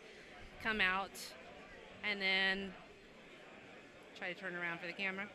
Nice. It's hard to do it backwards, right? Yep, little bayonet mount. Just mounts on like that, and then you've got a. Is this the fisheye? It's the fisheye, which is a lot of fun. So And, whoa, we could get a nice selfie. Hi. Yeah. That's awesome. We should take a selfie. Let's do it. All right, I see. I could do this. I'm the king of making the selfies happen. Here we go. I just want to screw it on there so I don't lose your phone, because I've got. It's a little weird with the fingers, what you got to do, the finger action here. But I'm betting that that's a good selfie, and somebody's going to photobomb us, I hope. And let's see. Do we get a good? Now look at that. That is a great. Is that the best selfie? Maybe the best. Like that could be live on air. We just did a selfie. Ellen DeGeneres, eat your heart out. Now she should have had this. She would have been able to get the entire room. Maybe like at least 10 or. She actually does have one. She does. Yeah. Okay. She should have used it because she could have been able, even with, I know you make it for the Samsung Galaxies as well. Yes, absolutely. And she would have been able to get, but they wanted their Samsung logo. I'm sure they were paying for that. I'm sure. But she would have been able to get at least 1 or 2 more A-listers in, if not the whole. Absolutely. That should be the whole reason why people buy this, is for A-list celebrity full room shots. There were some A-listers that were very upset. Let's go full screen on that shot though, real quick. I want to show that off. So. I know Peter can pull this up. We got Peter Poon working really hard behind the scenes, keeping the fort down. And, of course, we also have people adjusting our cameras for us. They think it's part of the Marshall display as we're live on air. This is pretty awesome. People are just walking up in the Marshall booth. We're broadcasting live from the Marshall booth, and they're adjusting our cameras to the way they'd like them to be. It's pretty awesome. So Peter Poon is holding down the fort. He's trying to pull this up on the screen, and of course somebody is moving one of the cameras. It's just another joy of live television. This gentleman, Dan, come here, Dan. Come on, this is live. How you doing? This is better than photobombing. He's moving our camera shots. Yeah. It wasn't pointed right. Yeah. Oh, thank you. I get it framed better. Great. And do you like the Marshall stuff? Yeah. I bought a bunch. And welcome to Be Terrific's coverage of Cine Gear. What do you think? Good. Now you need one of these iPro kits, and you need the Padcaster too. I know you were looking at that. Yeah. That's the man from the Padcaster. You need the Padcaster. All right. So getting back to this. Yeah. So we've got here we go. a really your family. I see the. There you go. Okay, so here we go. Here's this shot I was trying to show everybody. This is the shot right here, and so that is. I think we're making Pete work too hard now that the cameras got messed up. But anyway, so this is the shot, and it was an awesome shot, and you can do that with the wide angle. And what's great is you got the handle. So you said that, and now you can take it off the handle. This part's cool. This little nubby, if you will, detaches from the handle and has a 1/4-20 thread on it, so you can put it on anything with a 1/4-20 tripod, car mounts. I suppose. I've done a selfie with that guy. Yeah. Car mounts, yes, that's awesome. That's really, really awesome. But so let's go through the 5 different lenses that we have. We have Yes. 5 lenses. 5. We have a macro 5. lens. That's so impressive. 5. very Macro lens. Macro lens with about a 1-inch working distance. Okay. We have a fisheye lens, obviously. A super wide, which has a 55% increase in width. So it does cover edge to edge, but it does have a little bit of bit of a bend. Yeah, which It's kind like of a goes GoPro. away in video a little bit. It Right. goes away. Then we have a 0.65 wide. So Which I love that. there's our 35% increase in width, and that's a rectilinear lens, so there is no bend in the corners. And then we have a 2x tele that'll bring things in closer. And the 2x tele is amazing. It's great for concerts, but it's great for here. That's what we're using, and I love it. I can't tell you. This is just, and it's put together so well. The little case you get with it, so you can mount everything, but also has the screw mounts. It's terrific. You guys have done such a wonderful job. I've introduced you to the Padcaster because I love the Padcaster, and I want you guys to work with them to make a clip that works with the Padcaster, which will be amazing. I think you guys hopefully will do that. I hope I inspired that. We are in talks. Look at that. Beautiful. Look at that. I'm making this happen for you. Look at what I'm doing for you. Now, all you have to do is go to Adorama.com, iPro, iPhone, or Galaxy S kit. Now, what comes in a kit, you get 3 of the lenses and the holder and the case for the phone. And then you buy the extra 2 lenses separately. Well, we really have it set up as an a la carte system, so you could buy a starter kit, which includes the case and the essential handle pieces, and then any lens combination that you want to put together. Maybe you're just into taking flowers, so you just want the macro lens or whatever. You can do that. But we do have a trio kit that has the macro, super wide, and tele lens, plus the case and handle, just in case you're not really sure what you want a little bit of everything, that's available too. Awesome. What's the future hold? What are we going to do other than making a mount for the Padcaster? By the way, the Padcaster is featured in all the Apple commercials. It's pretty cool, right? Yeah, absolutely. And so now we got to get you guys featured in the new Apple commercials with the Padcaster. Yes, please. Yes, sign her up. You see, we're wheeling and dealing right here at Cine Gear. Do you like Cine Gear? This is a pretty amazing show. This is my favorite show that we do every year because, well, first of all, it's in our backyard, if you will, and we just get to see everybody that we, might not get to see all the time, and it's a big fun. What's your favorite thing here at Cine Gear, or what have you seen that you love? I haven't, unfortunately, been outside of my booth. That's what everybody except says. for right now. But you love this broadcast I do. and especially because we're using the lenses, but also because of what we're doing with iPhones and what it represents for the future, and the iPads, what it represents for the future of this industry going mobile like this. Absolutely, and I think it also gives an inexpensive opportunity for the young kids today who want to, start getting into cinematography and telling their own stories, and now they have the ability to do that like we've never had before. And it's very freeing, I got to tell you, because you always have it on you, and it's mobile, and the turnaround time is so fast, and that's what I love about it. I want to show you my phone case that's for my regular phone. This was my grandfather's Nikon F2. That's cute. It's cute, right? Yeah. Maybe we should somehow make that like a screen silk print on that or something. I don't know. It's possible. It's possible. We should do something cool. Like, we should have fun with it, right? We have little tricks we can do that. Yeah. Oh, I like that. We're going to be talking more. I know that. And by the way, if you want to come to one of my seminars at Adorama, they're the first Tuesday of every month. You'll learn all the tricks of iFilmmaking, and you'll learn about iPro lenses. You'll get to have them hands-on and see them. Nikki, you're going to have to come to one of these seminars just to hang out and talk about iPro lenses. Anytime I get a chance to come to New York City, I'm there. You're there. Okay. What about the other Schneider optics, the Century optics? You still make, I don't want anybody to forget, you got your Canon 5Ds, you got your C500s, you got your Arri Alexas, you've got whatever you've got, you have a lens for. Correct. Yeah, we do have a couple new series, relatively new series of lenses, our Cine Gears, and which covers Super 35. We now have our full frame primes coming out, which will cover the full frames. Of course, we are one of the top filter companies in the world with our Schneider filters, and we're always that's a great part of the business. So, do you make filters for the iPro kit? Because I'm thinking that that's something that needs to be added, and it's something I wanted to tell you. Yeah, it's a little bit more complicated. So yeah, Are you working on it? Maybe. Maybe. We'll talk about it. Okay, we'll talk about it. All right. That might be a no, it might be a yes, we don't know. Look, we've got a lot of great information from Nikki. SchneiderOptics.com. Yep, or iProLens.com if you're looking for specific iPro information. Go to iProLens.com. It's a lot easier. Or better yet, go to Adorama.com and buy it. Order it right now. Right now. Right now. All right. We're going to go to Josh right now. He's over there. This is Be Terrific Cine Gear coverage live 2014 on Be Terrific, brought to you by Adorama. We're streaming on the Mushroom Network streamer, the Streamer 8000, and in addition to that, we're using the Paladin switcher. We're in the Marshall MXL booth. We're using the MXL mics. Go to mxlmics.com. You were asking me about mics before. Yeah. I'm going to hook you up with the mobile media kit. You can see it hanging on the wall right there. Super excited. This is going to be between the Padcaster and the MMM kit, the MM130 kit. These are going to be the two greatest introductions I've made to Schneider Optics, and it's going to be great for your company, and it's going to be great for those companies because you are going to be working with these guys. They're going to, help get the word out about your stuff. You're going to help get the word out about their stuff, their complementary stuff, and you're going to work with the Padcaster. I love that idea. Yeah, that's awesome. Yeah, I'm looking forward to it. It really is. And so. Also, I want you to go to airback.com and check out their bags. And, of course, Bridge Keyboards are having a sale. So, Bridge Keyboards, it's Bridge with a Y. And let's see if Josh is ready. He's all the way down there. Are you ready, Josh? We are live. Josh, I am so excited about this. From Nikki at Schneider Optics to the Padcaster with Small HD. Josh, take it away. He is too far. We're going to take it back here. And I guess one of our wonderful producers, Jacob Ali, is going to bring him back here.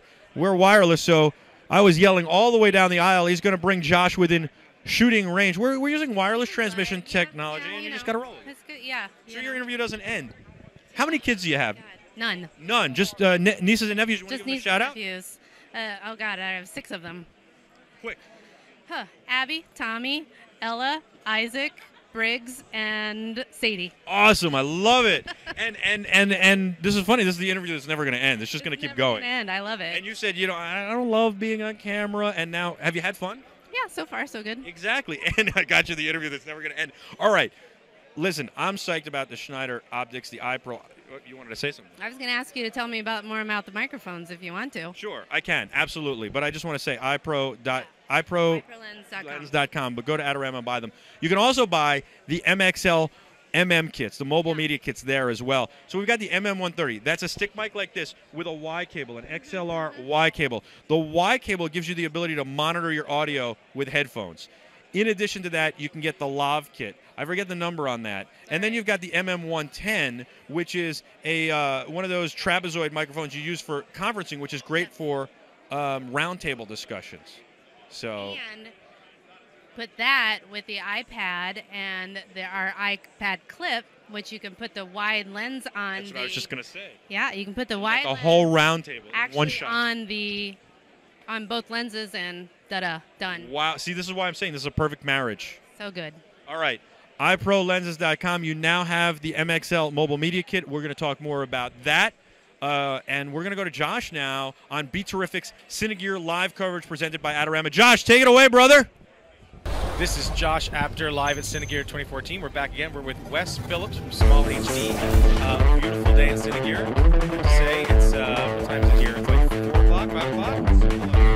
My body's still on the East Coast, so we flew in from New York this morning. When you work in film or photography, you're always going to have old technology. Coming here with a bunch of stuff that has been sitting around. Whenever I have equipment back in my place that I'm not using anymore, come here and show it to them. They review it, make sure everything is functional and works perfectly. They take it, and I can either choose to get money in change of it or make a trade and buy new equipment from it. If you have a piece of used equipment that you want to get off your hands easily, it's a great place to come and do that. They're exactly what they say. Fast, affordable, easy, in and out. I came here 2 minutes ago. I'm already leaving with my money in my hand. And I just went there 2 seconds. They appraised my stuff, slip, and I'm ready to buy new stuff. It was pretty quick, and I do feel like it was a good value. It's nice just to walk in and have a quote in front of you within 5 minutes. It's more about like the convenience and time. That's the best part about just coming here and getting a quote, doing it on the spot. Way better than going on eBay for it. You can look at it here. You can talk with guys who really know what they're talking about. Data file and bring that into their color grading app and then convert the raw footage to what they were seeing on our monitor using that color data file. It's a really neat. It's meant to make They wouldn't trade me anything that doesn't work, so it's a lot safer than Craigslist. Put it in your camera. You want to see if it works. There's any little ticks or whatnot like that. So yeah, here it's right in front of you. There's a convenience factor, certainly, to having somebody else handle all of that for you and know you're selling and buying from a trusted source. They know you bring it in. They know a lot about the equipment and fixing it and stuff like that. I've seen the same people here over and over again. The workers here are all wonderful and they're very trustworthy. I'll always come in knowing what I want and the price it's going to be, and the prices are always incredibly fair, and the people are here very easily to pick me up and to help me out with anything I need. It's been a great experience thus far. I think the staff is very knowledgeable, friendly. Generally a good experience overall. Yeah, I never walk out of here upset. I tell people to help me all the time, even just the shop. Yes, I would recommend Adorama. I'm a filmmaker living in Manhattan. I'm a novice camera user. I'm a photographer. I'm a fashion photographer. I'm an event photographer. Videographer and editor from New York. I'm an amateur photographer, and I love coming to the used department here at Adorama because the people here are wonderful. The items that they have are always of the top quality, and it's a great experience overall. That whole system that's on a large cart, but this is a monitor that sits on your camera, and it's relatively inexpensive. This product starts at $13.99. Wow, that's a lot of muscle for a $1,400 monitor. That's so. And the other thing that's kind of is that you can take the work you've done. I started in film, so you get your one light dailies. It would be all right, but never right. It wasn't meant to be. Yeah. But then you have to go back and really kind of start all over again. Here, not only can you get something that is pretty close to what you might want, you can take that information and pick it up where you left off in DaVinci. Right, exactly. And another application here is that you can send the graded look downstream. So once you've actually graded it on the monitor, you can go out HDMI or SDI to a client monitor or director monitor so they can see an idea of what it is. Or you can loop that through to a recorder and record your dailies with the look applied so that you aren't having to do transcoding later on. So it can really streamline the workflow. It's pretty neat. Oh, that's great. Now, I know you're not in the media recorder business, but any plans to just add a little extra weight to that to allow it to do, because you could do that in one step on something like that, right? Right, yeah, exactly. So we're looking at that now. We're just trying to figure out what formats and things are sticking around and that type. None of them.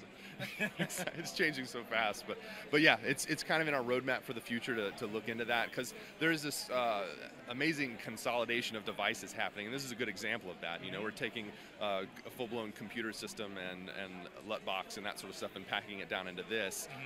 A recording application would be really neat for that as well. Again, for like dailies purposes especially. So that's definitely something we're considering at this point. That's terrific. Now, you guys, you got a modest start 5 years ago in someone's mother's basement. Is this right? Or is it my parents' basement? We use the basement for a lot of things, and the latest thing we really used it for was for the startup for Small HD. So that we got our start because we were a small production company. We actually entered the very first Doritos Super Bowl contest back in 2007. And you won it. We won. And so that brought us a lot of business, and we started trying to up our production value and realized that there was not a monitor that fit our needs. Even though they knew the technology existed to make a high-definition monitor, no one was making it for some reason. So we started researching that, and we came out with our first product, and that was sort of like a slow launch kind of thing, again, still in the basement. And then we actually entered the Doritos contest again in 2010 and won cash that time. And so 2007 was no cash prize? Right. The reward was just getting your ad played, which was a big reward at the time. No one had ever done it. So that was a pretty amazing step. But yeah, the next time we actually won some cash. and we used that to buy inventory for our next product, which was called the DP6, and it was a pretty popular product. And That's amazing. it's one of those Cinderella stories. It's just kind of like the American dream, and so I feel really blessed to be where we are, because now we're 5 years down the road with 40 people at the company, doing a lot of U.S. manufacturing, bringing jobs back in and that sort of stuff. So Is everything manufactured here? Or? Not everything. Panels and stuff aren't made in the U.S., so we have to go overseas for those, and there's just a few chips that aren't. But generally speaking, we're doing all of our circuit boards in the U.S. and the milled housings that are made of aluminum here in the U.S. So we're trying to keep as much of that here as possible. Oh, that's terrific. They're saying we've got 2 minutes, so let's see. First, where can people find you? So inside your mother's basement. SmallHD.com is our website, and we provide a lot of product information there, so you can read more about what we're doing. You can probably get an idea of what the color grading is if you actually, we got some videos that show it off, because it really is amazing to see kind of the difference there and the kind of difference you can make on a shoot, whether it's a small camera or a large camera. It's pretty cool. So SmallHD.com is where we should go. All right, we'll find you there. Wes, thank you so much for your time today. Absolutely. I think we might actually have an extra minute, so you guys are going to have to tell me. This is the most professional outro I've ever done, by the way. You can tell it's getting late in the day. It's like 7, 8, 9 o'clock for me. Yeah. I'm going to, at this point, throw it back to Michael, who is somewhere in the show. He's going to take it from here and interview some other cool person, or we're going to go to a commercial. We're not entirely sure, but we know that we're going to go away from me, because I'm done saying anything productive at all. But thanks again for coming. Absolutely. All right, take care. Yep. Back to you.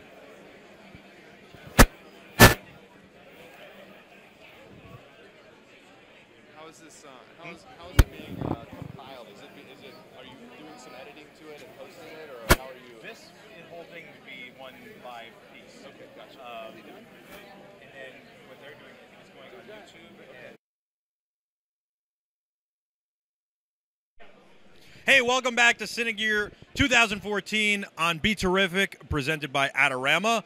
We've got a whole host of great sponsors. One of them is Marshall Electronics, and you can find out more on lcdracks.com. Yep. Marshall has got some great monitors. That's what you guys really, I would say, have always been known for. You have a lot of great other products, but this is what you've been known for a long time. Bernie, thanks so much for joining us here at Cine Gear and for letting us use your booth to do this amazing live broadcast. We're partnered here, right? Because we're using MXL mics, and that's a Marshall product, and we're using your monitors, and that's a Marshall product. You guys make the best stuff, Bernie.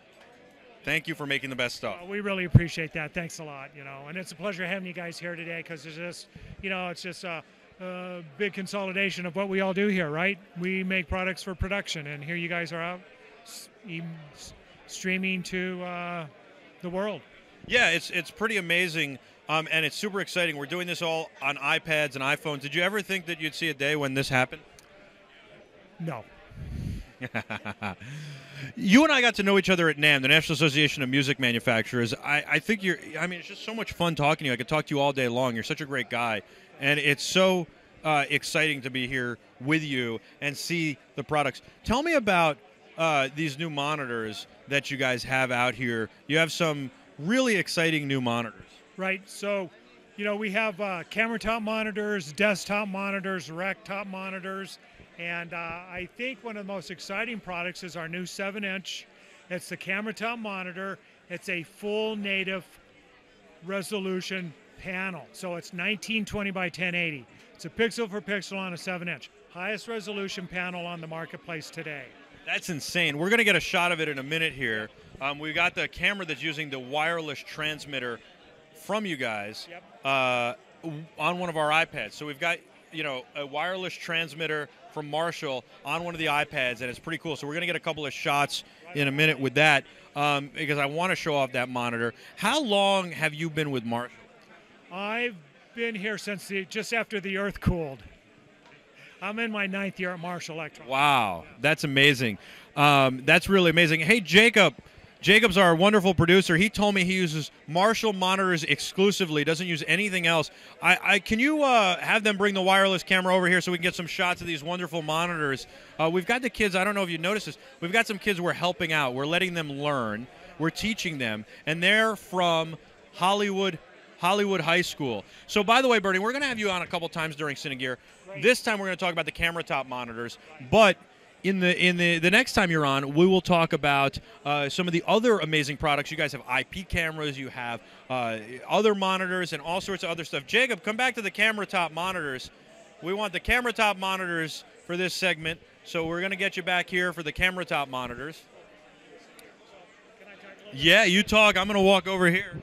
So this is our new 7-inch monitor. It's a 1920 by 1080 display, so it's pixel for pixel at all times. Has a waveform monitor, and it has all those great features of the Marshall monitor. False color, peaking filter, scaling. We're feeding it, by the way. Yeah, right. Right now we're feeding it with this camera right here. Yep. So it's got focus peaking, it's got false color, it's got all these features that everybody wants built into this 7-inch monitor that's 1920 by 1080 full resolution. Right. That's what everybody's been asking for. It seems like since the dawn of time, since you started it, Marshall. Since everyone wants to see pixel for pixel. They don't want to do 4X, and up till now you had to have 17, 20, 24-inch monitor to look at pixel to pixel. Right. And then what do we have here? What's this big boy? So this is our 9-inch monitor. It's a great for producer, director monitor. It's a high-res 1280 by 768, 3G, or HDMI, and once again, all the Marshall features on it, peaking, waveform. What I see a lot of people doing with this is taking your receiver and putting it on your wireless receiver and putting it on the monitor here, right on the back of the monitor, and right into it, so that you can see wirelessly what's coming right from the camera. Exactly. That's amazing. That's why it's a great producer monitor. Now, what about over here? We've got another monitor here, and what is this one? This is a small camera top. Right, so this is the small DSLR run and gun style monitor. It's a 5.6 inch, once again high resolution, 1280 by 800, HDMI loop through, 3G inputs. Once again, all the cool features. I love that it's got HDMI loop through. That's such an important feature. I think that it really is. Yeah, it allows us to do a lot of what we're doing here today. So this is the monitor. Jacob's getting a shot of it now. Bernie, do you get excited when you see this stuff? Like when the engineers come to you and say, this is what we're working on, or you say, I know you have a lot of input, so a lot of times you'll say, this is what we need. When they come back and say, this is the product, do you get excited? There's, I have input, our customers have input, but there's nothing more exciting than to see a finished product that maybe has our customers' fingerprints on it or my fingerprints on it. And seeing people use features you see on our monitors, we didn't think this up or invented. It came from our users. They told us what they wanted on these monitors. Well, I love it. Bernie, I can't wait to have you on again. Thank you. We're going to have a lot more coverage here from NAB 2000. NAB, listen to me. I know. I went to the wrong show now. NAB on the Paramount lot. Look at this. The moon is right there. This is Cine Gear. Be terrific. Cine Gear coverage live, brought to you by Adorama. You can get the Marshall monitors at Adorama.com or in the New York City Superstore, by the way. I don't know if you know that, but Jacob, can you just tilt up and look at that? The moon is up there. You see that? Look at this. And this is the back lot of Paramount Studios. It's unbelievable. Is this nice for you? It is nice. It's very nice. I like it because you'll come to find that most of the commercials you see shot are shot on this lot. Unbelievable. It's really New York is here. Everything is here. Yes, New York is here. It's really amazing. So thank you so much, Bernie. It's great. And today. Yeah, we'll have you on again. And it's lcdrax.com, marshall-usa.com, and of course go to the Adorama Superstore in New York City or go on adorama.com to buy any of these monitors. They are phenomenal. We use them.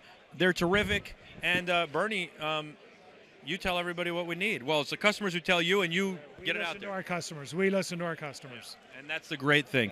All right, so I am going to keep going here. Yes, thank you.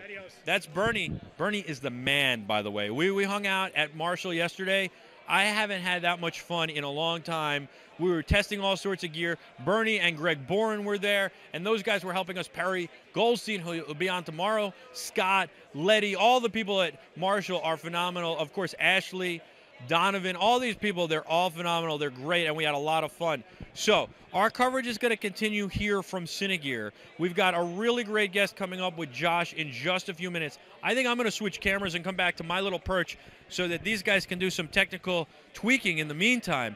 And what I'm going to tell you here is that you've got to check out Bridge Keyboards on bridgekeyboards.com. That is a Y for Bridge, and it turns your laptop, your iPad rather, into a laptop basically, so that you can leave the laptop at home. And I use it all the time. We're using it for our show notes, and this is it.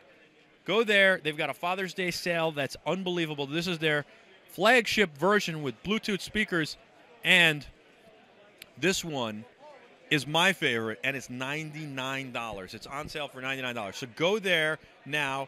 And we had an interview we'll probably run again with Nick Smith from Bridge, and it'll tell you all about the transition they're going through, all the new products they got coming out. And so we'll have that up online, but also you'll be able to watch that again probably tomorrow. So keep it locked here for all of our coverage. In addition to that, we are continuing our coverage here from Cine Gear with a ton of more great interviews on Be Terrific, brought to you by Adorama. Don't forget to go to airback.com to check out the most amazing backpacks that shift the weight so they lighten the load. And, of course, you can't forget mxlmics.com, Marshall Electronics. By the way, if you want to stream like us, it's simple. It's the simplest thing. First, you go to paladin.com. You find out all about their their switcher. And then you go to mushroomnetworks.com, and you find out about the Streamer 8000. And with the Paladin and the Streamer 8000, you too will be streaming. We're doing this with the Filmic Pro app and live HDMI out of the iOS devices. It's a special beta version, but you'll be able to get that version soon in the iTunes store. So we're going to take a commercial break here from Cine Gear 2014 on Be Terrific, brought to you by Adorama. I'm Michael Artsis. Keep it locked here for your continuing coverage. We'll be back right after this. Keep it here, baby.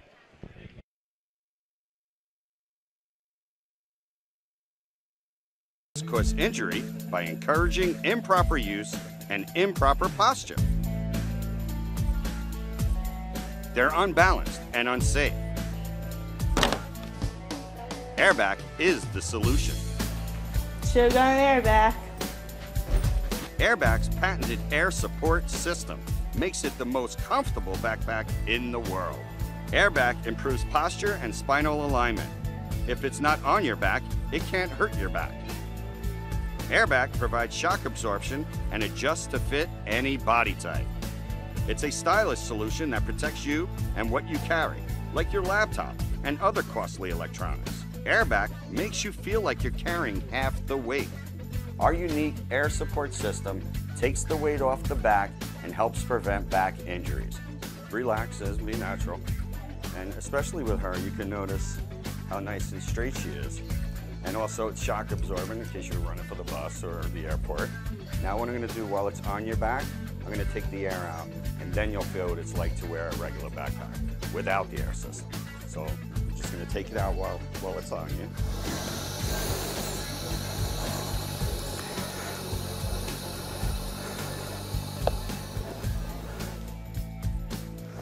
Wow. How's that? Heavy. Do you want to wear it anymore? No. Which way do you want to wear it? The other way. Okay, thank you very much.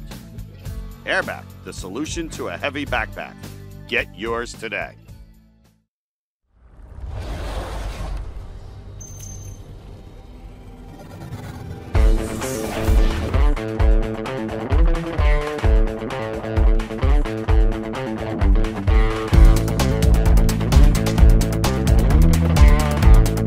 When you work in film or photography, you're always going to have old technology. Coming here with a bunch of stuff that, has been sitting around. Whenever I have equipment back in my place that I'm not using anymore, I'm here and show it to them. They review it, make sure everything is functional and works perfectly. They take it, and I can either choose to get money in change of it or make a trade and buy new equipment from it. If you have a piece of used equipment that you want to get off your hands easily, it's a great place to come and do that. They're exactly what they say. Fast, affordable, easy, you're in and out. I came here 2 minutes ago. I'm already leaving with my money in my hand. And I just went there 2 seconds. They appraised my stuff.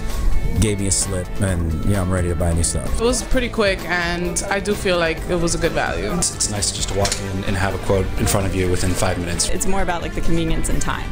That's the best part about just coming here and getting a quote, doing it on the spot. Way better than going on eBay for it. You can look at it here, you can talk with guys who really know what they're talking about.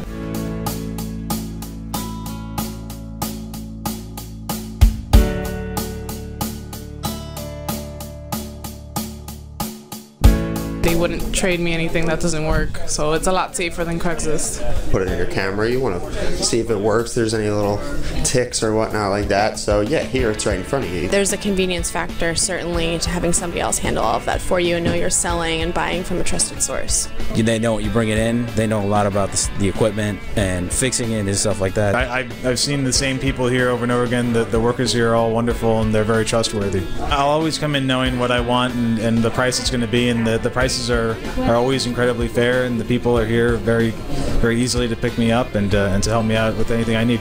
It's been a great experience thus far. I think the staff is very knowledgeable, friendly. Generally a good experience overall. Yeah, I never walk out of here upset. I tell people to come here all the time, even just the shop. Yes, I would recommend Adorama. I'm a filmmaker living in Manhattan. I'm a novice camera user. I'm a photographer. I'm a fashion photographer. I'm an event photographer. Videographer and editor from New York. I'm an amateur photographer, and I love coming to the used department here at Adorama because the people here are wonderful. The items that they have are always of the top quality, and it's a great experience overall.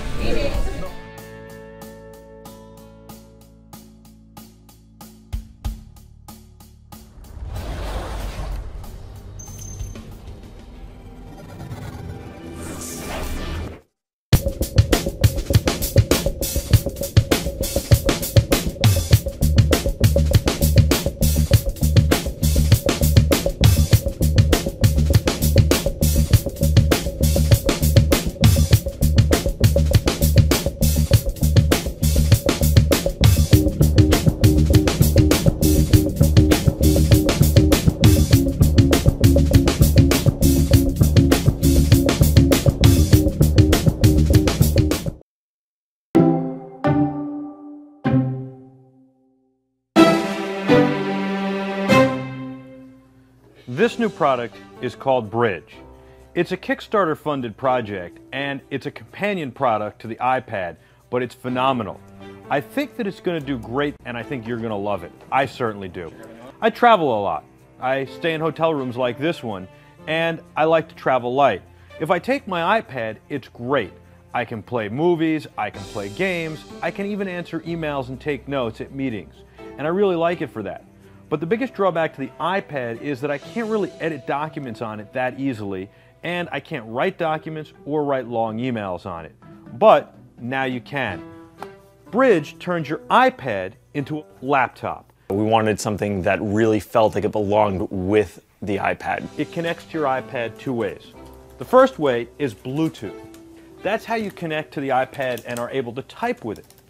Secondly, it connects to your iPad with these hinges that lock your iPad into place. You can dangle your iPad from it, it holds it so tight, and it allows it to close and open easily. Just like the smart cover, this puts your iPad to sleep when you close it and wakes it when you open it.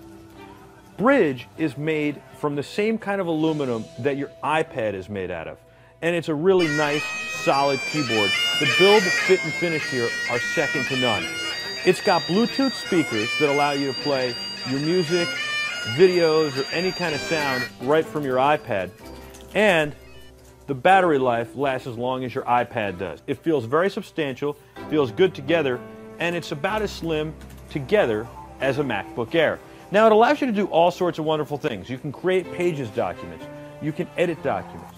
You can type long emails. I've written several of them. And essentially bridges the gap between a tablet and a laptop. And you can easily pop your iPad out and just run on the go, read a book, or do whatever you would normally do with your iPad. Tremendous product, reasonable price, and if you're on a budget, you can check out the new, cheaper plastic Bridge.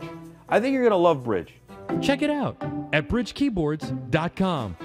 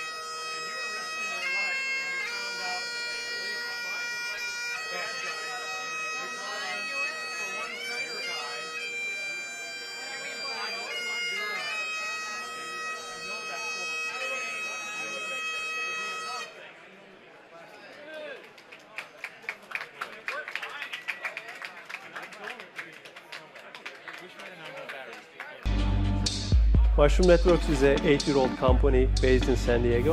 We have pioneered a technology called broadband bonding. As publishers, we're working with large image and video files all the time. We need a high-speed connection that allows us to deliver this content quickly. We're also looking for power and reliability, and that's where the Truffle by Mushroom Network came in. Mushroom Networks technology will be able to bring in the capability of adding more bandwidth and high nines reliability. We have several flavors of technology applied in different form factors. At the very low end, we have the Truffle Lite, which is a desktop small form factor unit. It can aggregate up to 4 internet lines as well as 3G, 4G failover. For larger branch offices, we have the Truffle product line. It can go all the way up to 12 ports of internet lines, again with the 3G, 4G failover. If your application is completely based on mobile and portable, we have the Portabella unit, which is a small form factor that can be carried around and powered by a battery. By deploying a Truffle, we were able to combine a T1 with 2 business DSL lines to give us the speed that we needed. We build our products based on a simple premise, and that is providing the best end user experience over the internet for our clients.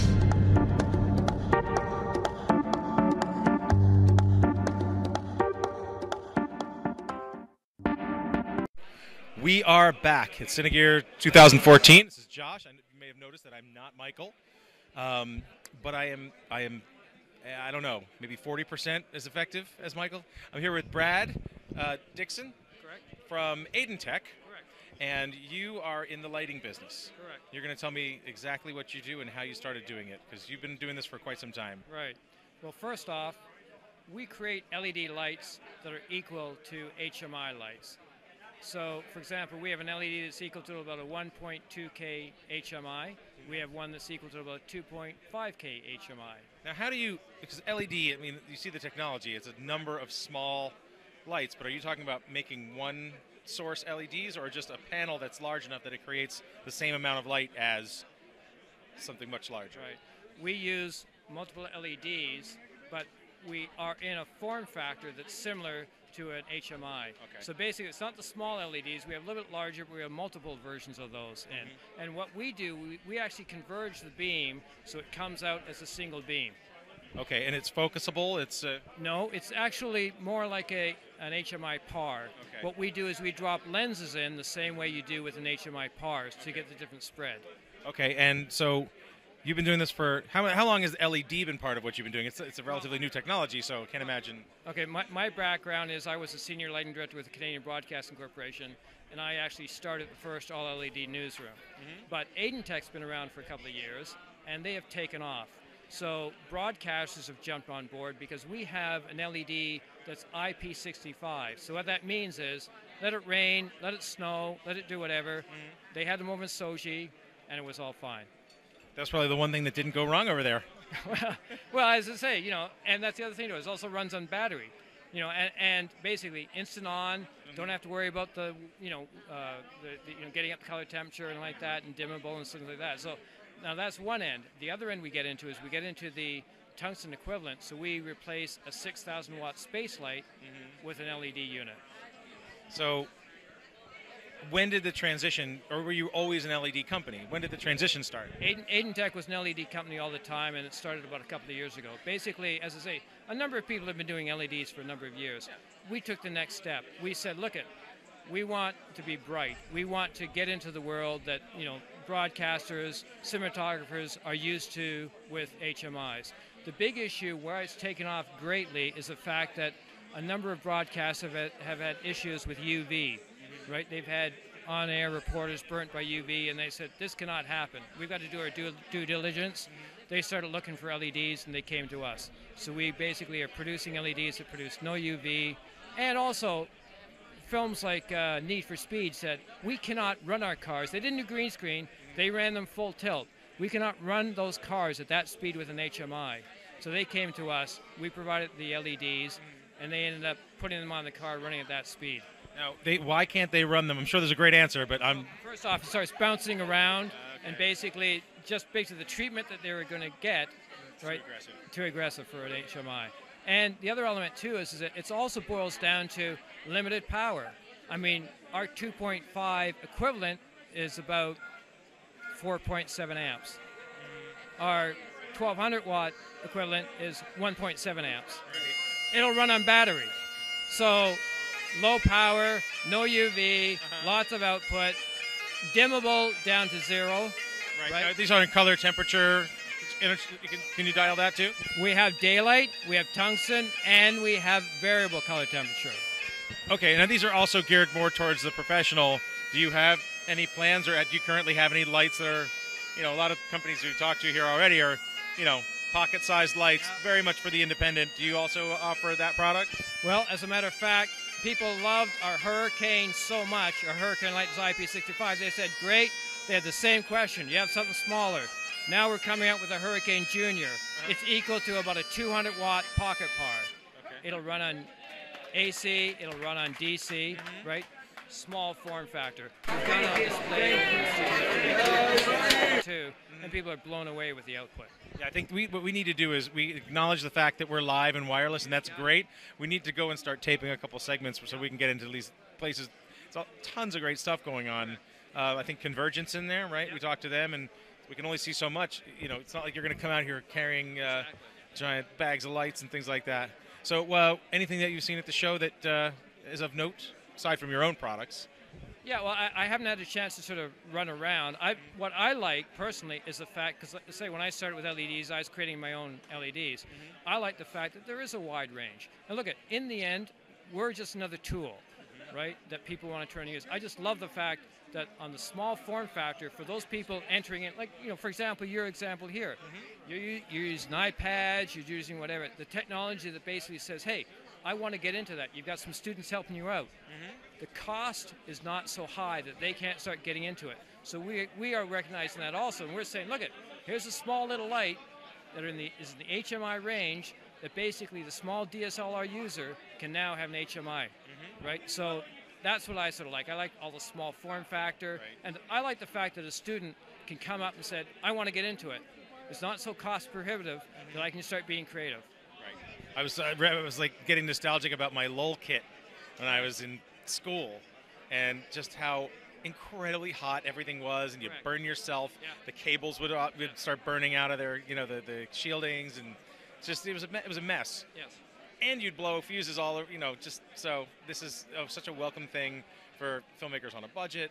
Yeah. There's also another product that I don't know if they've funded themselves yet or not, but I guess it's called the rag light. Yeah. And so it's strips of LEDs that are mounted on black fabric that can be hung anywhere in any shape. You can turn it around and turn it into a lantern. So people are coming up with all kinds of solutions right now. So well, that's it, and it's also meeting the needs of the end user. As I say, for our end, we listen to our customers, right? For example, Stephen Poster had one of our Punch Pluses, we call it, which is equal to 2.5K HMI. He had on the set. One of his crew said, hey, it'd be nice to just have a little hand knob. We have the hand knob on all of our other fixtures. We don't on that one. Okay. So all of a sudden, Stephen came by, and this was like a couple of weeks ago. Stephen, how's this? And we gave him a little unit that had a little hand knob. So we listen to our customers, we react quickly to it. So you have in-house manufacturing and engineering? Correct, and all manufactured in the U.S. That's terrific. Right. Yeah, so how do you keep them so cheap then? Well, we have a good manufacturer. I'm sorry, reasonably priced. I know that's Actually, we're much less than an HMI would be, right? We have a very good manufacturer. We also work with Cree, who actually is an American company who does LEDs. Right. And we also have certification. So, for example, our lights are IP65 rated. We went out and had it certified. We are certified no UV issues. We have Intertech certification, right? So we've all gone that way. So, yeah, I mean, the bottom line is that yes, there's a lot of companies out there bringing foreign lights in, et cetera, but this technology is available and created, designed, and assembled in the USA. The other benefit, too, is that with customers, for example, we have customers that they're in the LA area. They come by, use your lights, did this, they make a suggestion, we'll listen to it, and all of a sudden they get a phone call going, we've got it. Right. Now, but you have the market that's need for speed level. So that's the highest end. And then how do you, is it easy to provide solutions for both the sort of high end, low end of the market? Well, as I say, this is why, for example, when we're getting into our Hurricane Junior, we're getting into that lower end of the market. But the output level, for example, at 10 feet, we're talking 820 foot candles, right? And as I say, in a price range, it's getting close to what a DSLR camera person who owns a DSLR start getting into, right? And again, power-wise, you talk about power-wise, about the hot cables and all that stuff. You can plug an inverter into your car lighter and be running some of the lights. So Jenny, it's not an issue. The other thing too is you go into someone's house, right? And normally with an HMI, you're gonna be limited with the power, etc. You can start plugging into outlets. Heat is not an issue, right? And as your talent feels more comfortable, they start relaxing and start talking, right? Remember, there was a story I heard. I'll never forget. I don't know what it was. They used to shoot Happy Days on a soundstage with incredibly hot lights, and they always had ice cream at Arnold's, right? Right. And it was mashed potatoes. Right. Because there's no way ice cream. It wouldn't last. It wouldn't last. On set. So now you can have real ice cream in a scene that calls for real ice cream. That's right. But yeah, I remember snaking extension cords all over the house so that you wouldn't plug. You want to overload somebody, and you're in someone's home. That's a huge, huge problem. It is, because the other thing too is that power is going to limit your creative possibilities for lighting, right? I'd love to have a 2.5K here, another 2.5K here, and I'd love to have a 1200 here, and you start adding that up, and you start saying, I'm going to have to tie right into your mains in here. Well, the homeowner's not going to love that. You sit back going, tell you what, I'll plug into your I need a 15 amp outlet, and I'll come up with a power bar, I'm set. Right? And again, you're now not limited creatively, because you sit there saying, hey, I've got a 2.5, I can go through, double diffusion, I can do this, I can do all this sort of thing. So again, your possibilities expand. Yeah, and I mean, the tying in, there was always that risk. Yeah. It was just a time-consuming risk that's now kind of unnecessary on that level. And another example, for example, with our space light, when you start going with the 6,000 watt tungsten space light, well, the silk skirt that you've got there, right? A bulb explodes, it burns the skirt. The heat basically burns the skirt over a season. With an LED, your diffusion, your silk comes off the same way as it went on. And now you can start hanging it over talent because you don't have to worry about a bulb exploding. Right. No, it's really the way. You can tell everybody's got them. Yeah.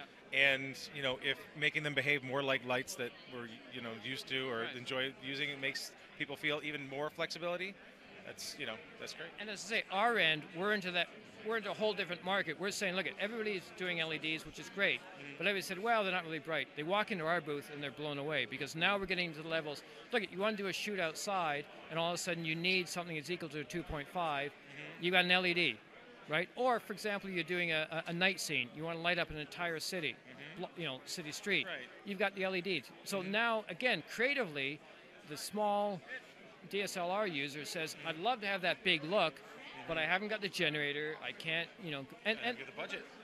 And a lot of these companies are renting these lights too, right? So now you can rent the lights from them. You get that. Go out with your, get a 15 amp outlet, and you're set. Right. That's great. Well, here's what we're going to do. We're going to come to your spot tomorrow so we can see them in person. We'll do part 2 of our interview. But in the meantime, let us know where we can find you for the non-Cine Gear person. Where on the web can we find you? Okay. www.aidentech, AADYNTECH.com. We're also on Twitter. We're also on Facebook. Right? So you can find us there. Okay, thank you so much. Okay. It's a pleasure meeting you. Josh. Can't wait to see what you've got going on tomorrow. We are going to go back to, we're going to go to Michael, aren't we? They're pointing somewhere. That camera, that one there. Going to Michael. Am I going to hand him the microphone, or am I just going to cut to him? You're on.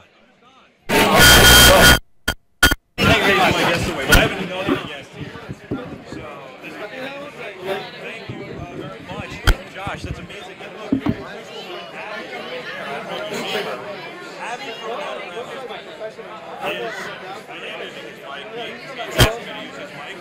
The other mic down. I'm using his mic. How's this sound? I got Mitch from Planet 5D. Hi, Michael. How you doing, Mitch? I'm doing awesome. Switch spots with me. I like being on this side. Why? Is that the better side of your face? This is, you know what? It probably isn't. I just like being on this side.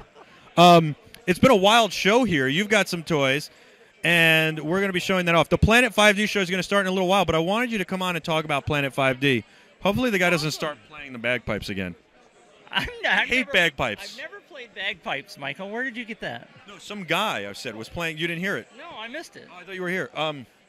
There was some guy playing bagpipes, and I hate bagpipes because I've covered, as a journalist, especially after September 11th, and even before, every cop funeral. And they're the worst things in the world, but they play the bagpipes. Every time I hear bagpipes, all I think of is a cop who was shot in the line of duty, and it's terrible. It kills me. So what I was saying, though, is that the guy was playing the bagpipes during their interview, during the day, and, whatever. So that's the deal. So tell me about Planet 5D. Like, I've asked you this before, but you guys have grown so much now. How did you start it?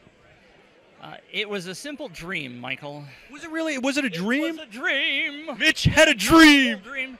I read an article by the guy who runs Mac Rumors. His name is Arnold Kim. And he talked about how he quit his day job because Mac Rumors, he was doing two things. He started Mac Rumors and then he had his day job. And his day job was making him less money than Mac Rumors. So he quit. And he said, by the way, I was a doctor with my own private practice. A doctor? A doctor. So he was making buku money, and Mac Rumors was making more money than being a doctor. So I said, that's what I want to do. I want to start a website. The 5D Mark II was announced. I said, I want to learn video. I want to know more about it. What did you do before? You didn't do video? No, I'm a photographer. Wow. What was my day job before? I was a programmer for a company that makes airplanes. Really? Boeing. Boeing? Yes. Oh, my father-in-law makes aircraft fasteners. Fastening aircraft to like rivets to its. Oh, you mean actually? Like rivets, screws, nuts, bolts, the things that hold the wings on the plane and stuff like that. So you were fastening a plane to a Jeep or something. I don't know. No, but you probably programmed the software. This guy sells the screws. Yeah. It's fun. How was that? Working for Boeing? It was awesome. Yeah. Then they laid me off. Oh. They said, we don't need you anymore. We're shipping your job overseas. Wow, that's awful. But 32 years of service at Boeing. But Planet5D.com. If maybe we wouldn't have Planet 5D, or it wouldn't be as good as it is because it gave you the impetus to do it. It gave me the opportunity to do a full-time career doing fun stuff. I get to meet crazy, wild people like you. I get to come to Cine Gear and meet filmmakers. And it's grown so big. I mean, it is the premier. Oh, I thank you. It is, absolutely. DSLR blog out there. I'll pay you. No, you're not paying me. This is the truth. I don't take money for the truth. Oh, Michael. It's the truth. It is the truth. Okay, so, by the way, we have a mutual friend in Bridge, by the way. This is Bridge Keyboards. I've got my Bridge in my backpack. And so do you know that Bridge is on sale for Father's Day? I saw that, yeah. $99 for this model, and you can pay less for other models, the polycarbonate, and, of course, the one without speakers. Nobody needs speakers. I need speakers. Do you use the speakers? Yeah, absolutely. I watch movies on the thing. Well, but I use headphones when I watch movies. In a hotel room? I got him. I got him there, folks. I got Mitch. See, I didn't say I never use headphones. I said I like to have the speakers when I don't use the headphones. Yes. You got me, Michael. All right, I'm blushing. The Planet 5D wrap-up show starts in a little while. BridgeKeyboards.com.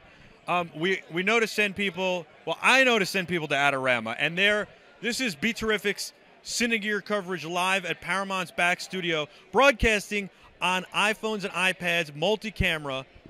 And look what you've got here, and it's presented by Adorama. So I send people to Adorama. By the way, I love that store. I tell people, go into this New York City Superstore, say hello to Ben, tell him Michael sent you. Ben. Go to Ben. Go to Ben. He's the only guy. But I know that you're not an Adorama guy. You don't hate on them, but no, I love Adorama. Yeah, but I say it differently. I say Adorama. Adorama. I don't know. Adorama. Well, Abby from Adorama was running around over here. We could ask her the correct pronunciation. I wonder if we could get her on to ask. I have actually bought many things through Adorama. There you go. Because they have great customer service. They do. I had an issue one time where I bought something and I got a gift card or something, and they expire sometimes. And Helen and I probably just blasted. Yeah, you blasted my ears. I can't even imagine what the viewers are doing. Sorry. Helen from customer service gave me a new card. It was awesome, even though I know it expired and They're awesome. The great thing is you can go in there, you can talk to an expert who knows about the gear, but they also treat their customers well. They care about the customers. I've had situations, I do a lot with Adorama, but before I started doing a lot with them, I was a customer, just like anybody else who walked in off the street. And I once bought a camera, and literally the next day, and at the time their return policy was that they didn't take cameras back. And I didn't even open it. And I said, literally the next day, I changed my mind and wanted to buy a more expensive camera. And I went in, and they were like, we're not supposed to do this, we can't do this, blah, blah. They took it back. They sold me the more expensive camera. And they've always treated me well. They've always given me great service, and they've always given me expert advice. Even I need expert advice from time to time. Yes, like when I did that shoot on the mountain in Utah, I needed to know how to light it. And they came through for you. They did, and then they helped me pick the pocket camera because of the RAW and how we would figure out how to make that work. So I saw Sal and Gene, and of course Ephraim in the lighting department. And don't forget Ben. And well, Ben's the man. He's the manager. You go see Ben. Yeah, you go see Ben. You tell him I sent you. Michael Artsis is your name? Michael Artsis. Artsis, yeah. How do you not know my name? This guy acts like he doesn't know me. I'm just trying to make sure. He writes like in his blog, my friend Michael Artsis put this interesting post up here. Check it out to all his viewers and people. And I love Planet 5D. And the guy doesn't even remember my name. All right, there'll be no Planet 5D show today. Oh, man. I'm just kidding. I'm just hey, trying to make sure hey, your name gets out there, Michael. Hey, Abby. Abby's just off camera. Abby, we have a question for you. We have a question for you, Abby. We're live on air. We're talking about Adorama, the wonderful store. We just want to know, is it Adorama or? Adorama. How do you pronounce it? It's Adorama. I've been saying it wrong? No, you're wrong. No, you're wrong. Am I wrong or who's wrong? I'm still confused. Rama. She said Rama. And I'm saying Rama. You're saying Rama. I'm saying Rama. Adorama. Yeah, I'm right. You're first. So, can we play the tape back, Pete, and find out? Peter Poon is our amazing producer. He's holding down the fort. He set up the whole thing. It's an amazing setup here. Hey, Peter. Neil from Filmic Pro helped us get a beta version of his app out that allows us to do this. And we've got Jacob Ali, who's a wonderful producer, hanging out here with us, and he served in the armed forces. So thank you, Jacob, for serving. Thank you for helping us, and thank you to all of our troops who defend our freedom. That's very important to us. By the way, we've got some kids that we're teaching and letting learning get a live behind-the-scenes experience. Hollywood High School. Really? Hollywood High School. I didn't realize they were high school kids. That's awesome. I know. It's really awesome. We've got Mushroom Networks providing our streaming capabilities with their Streamer 8000. That's how we're streaming live here. It's phenomenal. It's a bonding device that puts all these cellular modems together to give us great bandwidth, and we're streaming not only to Ustream but also to YouTube live at the same time. And we're doing that with the Paladin switcher and the Mushroom Networks Streamer 8000. So mushroomnetworks.com, Paladin.com as well. The Paladin switcher's been working great, and I'm just taking people behind the scenes, showing them what's going on here. MXLmics.com for the microphones, and obviously we're doing some really cool stuff here. I cannot believe the number of wires and little boxes you've got back there, and it all works. It's pretty impressive, right? It's pretty amazing. Very impressed. We've set it up and broken it down like 18 times now. That's too many. All right, I'm going to do this. I'm going to go to commercial. I'm going to bring Josh on with us, and we're going to do the Planet 5D wrap-up show. Hooray! And hopefully Kurt Rogers will stop by. Who? Kurt Rogers from Think Tank might stop by. And if not, tomorrow he will definitely be on with an amazing new bag. Oh, I guess I shouldn't mention the bag that I have on my back. Sorry. Hey, look, it's not the only bag in town. No, there are other bags. It's not the only bag in town. Well, this one I happen to get from the company that actually is in St. Louis, where I live. So. Oh, excellent. But Think Tank makes great bags. That's not what I'm saying. So we're going to have a great new bag from Think Tank on tomorrow, and Kurt Rogers, and we're going to have Deanne on at some point, I believe. Deanne Fitz, I don't know how to pronounce her name, but she's Rama or Rama? She's an amazing photographer. Anyway. Oh, well, I'll stick around for that. Be terrific Cine Gear coverage live here at Cine Gear, presented by Adorama. We're doing it on iPads and iPhones, only iOS devices as our only camera. We're going to talk about this and the Planet 5D wrap-up show when we come back here live on the Paramount Backlot. It's amazing here. It's magical. You can feel it in the air. I'm Michael Artsis. Stay with us. We'll be back right after this with the Planet 5D show and Mitch. doing it on the spot. Way better than going on eBay for it. You can look at it here, you can talk with guys who really know what they're talking about.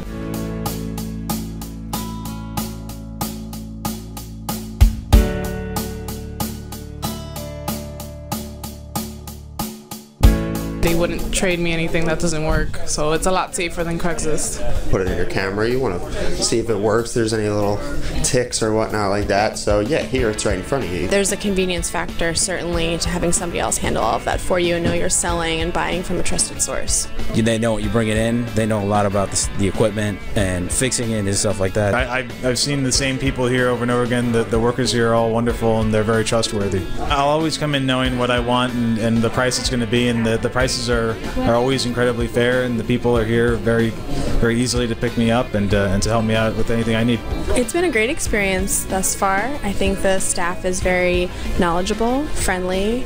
Generally a good experience overall.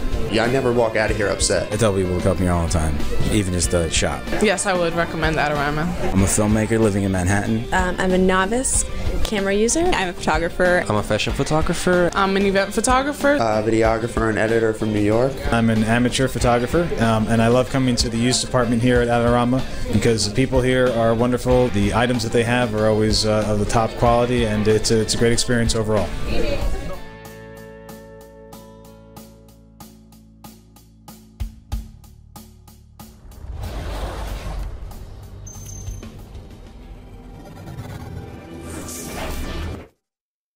Stop the pain. Stop the struggle. Other backpacks cause injury by encouraging improper use and improper posture. They're unbalanced and unsafe. Airback is the solution. Should've got an airbag.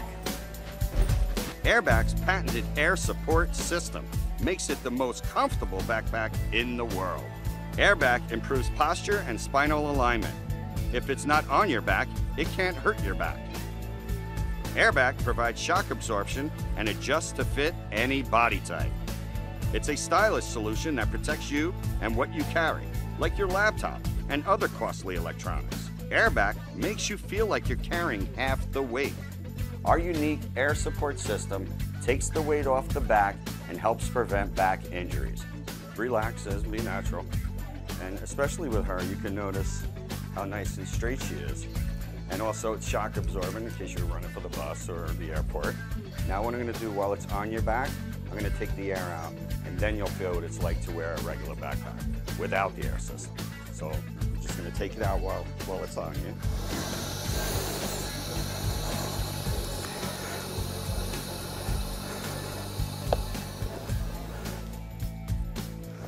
Wow. How's that? Heavy. Do you want to wear it anymore? No. Which way do you want to wear it? The other way. Okay, thank you very much. Airback, the solution to a heavy backpack. Get yours today.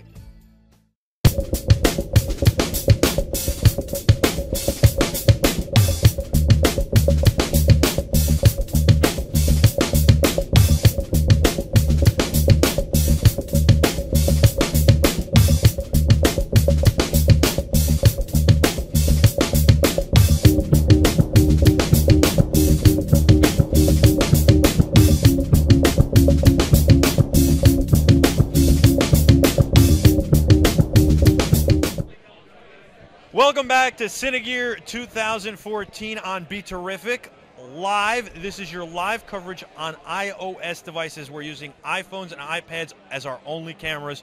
Multicam, switching back and forth. Peter Poon is holding down the fort, doing an amazing job. And we're presented by Adorama. So, we've got Antonio here. He's from Hollywood High School. This is the Planet 5D wrap-up show. Mitch is joining me. We're just, I mean, this is like crazier than NAB because it never stops. It just keeps going. And it's on the back lot of Paramount. It's amazing. So your kids are helping us, and we're helping them by teaching them how to do live production on the fly. They're dealing with issues that we've had. They're dealing with all sorts of stuff. And we try to keep that all behind the scenes so the viewers don't see it. Tell me about the program you run, because it's really important that these kids get educated. And that's why I said, yes, let's have them here. Well, at Hollywood High School, I'm the video production teacher, and we are part of the New Media Academy. And the New Media Academy is a California Partnership Academy and a Link Learning program. And what we do is we show the kids how to use gear to be able to get a job. But beyond that, being able to get into college, because that's where a whole lot of them need to go to be able to get those jobs. And we are an Apple Authorized Training Center and the first high school to be an Avid Learning Partner. Yeah, the first high school in the world to be an Avid Learning Partner. So these kids that we've got here are actually training to become Avid certified users. Wow. Well, Josh Apter, who will be on later with the Planet 5D wrap-up show and has been interviewing all day, owns Manhattan Edit Workshop. So maybe he should come speak to the students or something at some point. And obviously he's the creator of the Padcaster, and I think Mitch should come speak to the students. What do you think, Mitch? Sure, I'll come talk to anybody. And you know what? Since I said that, I've spoken to the students here. I'll come speak to the students. I volunteer to come speak. I love speaking to students and helping. You know what it is? I believe in paying it forward. A lot of people help me along the way and were really nice to me, and I want to pay that back. So if you want it, I would come speak to the students. And thank you for having them, because it's so important for education. I love what you're doing. In Avid, it's unbelievable. First high school to be Avid certified. Yeah, that's true, and it's the one thing that we hear. You're going to teach them new stuff, right? Because Avid. I mean, that's kind of like doesn't really. Does anybody use Avid anymore, Mitch? Yes, absolutely. People use Avid Who? all the time. I don't know, not me. All right, so Well, I guess at Hollywood High School they use it. Well, no, enough to, but I mean that's. I'm kidding. No, it's fine. No, I get this question a lot because, but that's the thing. We aren't just a school that teaches one platform. The thing is, because I'm an Apple Distinguished Educator, I make sure that I'm teaching students how to use multiple. How do you know all this stuff? Because I can't. I don't know. I can't go Final Cut. Well, I guess I do. It's not that hard. Never mind. He's teaching them Final Cut X. He's teaching them Premiere, and he's teaching them. Not Premiere. Not Premiere. No. I'm with you. I hate Premiere. Do you like Premiere? I don't use it, so I don't know what to say about it. So I've got nothing to say about Premiere other than I don't use it. So political. That's it. No, but that's the thing. I mean, I love Final Cut Pro 10. I actually prefer editing on it. I think it's fast. I think it's fun. It's a great way to tell a story. There's so much under the hood that I don't have to worry about, the students don't have to worry about. But here's the thing. I teach at Hollywood High School. The jobs that these kids need to get that are in their backyard are Avid jobs. Well, so that's why we do have that focus. But the kids start, when the kids come in 9th grade, they start doing stuff just like this on iPads. Their first projects are written, shot, edited, and presented completely on iPads. And then we move on to Final Cut 10 for the next project. And then when they come back to me as juniors, then that's when we move into using DSLRs, camcorders. We just got some Blackmagic Pocket Cinema cameras. Awesome. And learning how to use Avid Media Composer. And so the key thing we want to teach at Hollywood High School is not just, learn how to be an Avid editor, learn how to be a Final Cut editor. No. We want you to learn how to be a filmmaker. We want you to learn how to continue learning, because you know what? There may be a day, and maybe soon, that Avid's not around anymore. I thought Final Cut Legacy was going to be around forever. I thought, this is great. I love this. And that's what I loved using. And then Final Cut 10 came out. And I thought, everything I told the students about, like I told them, not believing it myself, that Final Cut, one day will not be around. And I thought, I'm just telling them that so that way they keep learning. But no, that happened. I may have jinxed ourselves with that one. But so it's you I have to blame? It's me I have to blame. Mitch, I'm very upset with him. And you should be. One thing I want to know is, with all of these incredibly rich kids at Hollywood High School. Here, let me help you with the mic. You got to talk like this into it. I do? He's waving it like a magic wand. I'm sorry. I'm not trained, obviously. Maybe I need to go to Hollywood High. But you do need to go. Can we send him back to high school? 4 inches away from the mouth. Those are rich children, because everybody that goes to Hollywood High is the really upper echelon kids. I don't know about this. That's the biggest misconception about Hollywood High School. Hollywood High School is a comprehensive high school. It's an inner city school. Look, the people I knew that, by the way. Yeah, you knew that, but the people that work at Hollywood High aren't necessarily the ones that live around Hollywood High. Well, do you know? Or does the this make work at Hollywood, rather. Does this make it hard to get gear and to raise money? Yes, it does, because they're, it's a Los Angeles Unified School District school, and we have the same problems and same rules that every other LAUSD school has. And so to be able to get gear and to get the opportunities for our kids, we have to. Look at this guy. Look at what he's doing. He fights for the kids. Do you see this, Mitch? He got it. fights for the kids. All right. Somebody's got. He's making sure that they have careers, that they go to college. He's giving them good lessons. Look at how hard these kids have worked for us today. They're coming back tomorrow. They're all smart. They're all good. None of them quit. None of them said this is too hot. You know what? I want to see what a Canon is. None of them. What kind of you got? All sorts of cameras. All sorts of cameras, yeah. And you're using DaVinci now because you got the black magic stuff. Yeah, we're starting to do that. We've got we're going to finally dust off our color correction. I love how passionate you are, by the way, too. Thank you. I appreciate that. Yeah. Well, here's the thing. I was a student at Hollywood High School, and when I went to school there wasn't a film program. I was told there was, but I get there. I say, sign me up for the film class, and they said, yeah, that film teacher left. You're going to have to take theater, and which was fine, but it made me hate high school. And so when I got the opportunity to start teaching at Hollywood High School, I decided to. You hated high school and then became a high school teacher. Yes, and yeah. In fact, yeah, it was. I hated it so much the first time. I think I'll go back forever. That's exactly what happened. But here's the thing: it was my conscience that told me, "Hey, you have an opportunity to do something to build a program that would have kept you in school." Yep. Because I didn't stay in high school. No. And my goal has been to be the teacher that I wish I had when I was there. So I'm gonna let you in on a little secret. I went to Great Neck North High School on Long Island, probably one of the best high schools in the country, one of the wealthiest areas of the country. I wasn't one of the wealthiest kids, but I was in a wealthy, very wealthy area. I was very lucky and privileged to be there. We had a film and video class, and that's the reason I've gotten into this business. In high school, what you are teaching the kids, I was learning, of course, deck to deck. I actually cut movies, I cut projects, and I started the same kind of way. I think you're probably not doing what my teacher did, which was show us Clockwork Orange and analyze it, and Blue Velvet. Wow. Wow. For the record, I have not shown the students any Stanley Kubrick films. But no, actually, do you bring that up? Last year when the Stanley Kubrick exhibition was here in LA at LACMA, I took a big bunch of kids over there. We got to go in there an hour before it opened. Don't say that on camera. And we were able to go through the exhibit, and I did show students the films that I could show them. And that's pretty limited because. And we saw some David Fincher films too, which was ridiculous as well. And so it was a great experience, and it's what has driven me and gotten me into this business. So it does work. What you're doing works, and I commend you. I think it's great. I've gone back to my high school to talk to them, to advise them on gear, and I'd love to help you guys any way I can, whether it's advise you with what we're doing with the filmmaking stuff and be terrific. If it's journalism I can help with telling these kids, or if it's video production, and if it's coming to talk to them simply to see how they are and tell them what life can be like, from my perspective, and giving back is what we do, right? That's exactly what we do. Yeah. Those who don't, I don't know where I was going. What do you think of this setup we have? No, I think this is great because these are tools that work, and they can be in the hands of everyone. I've got one in my pocket right now, and that's the thing.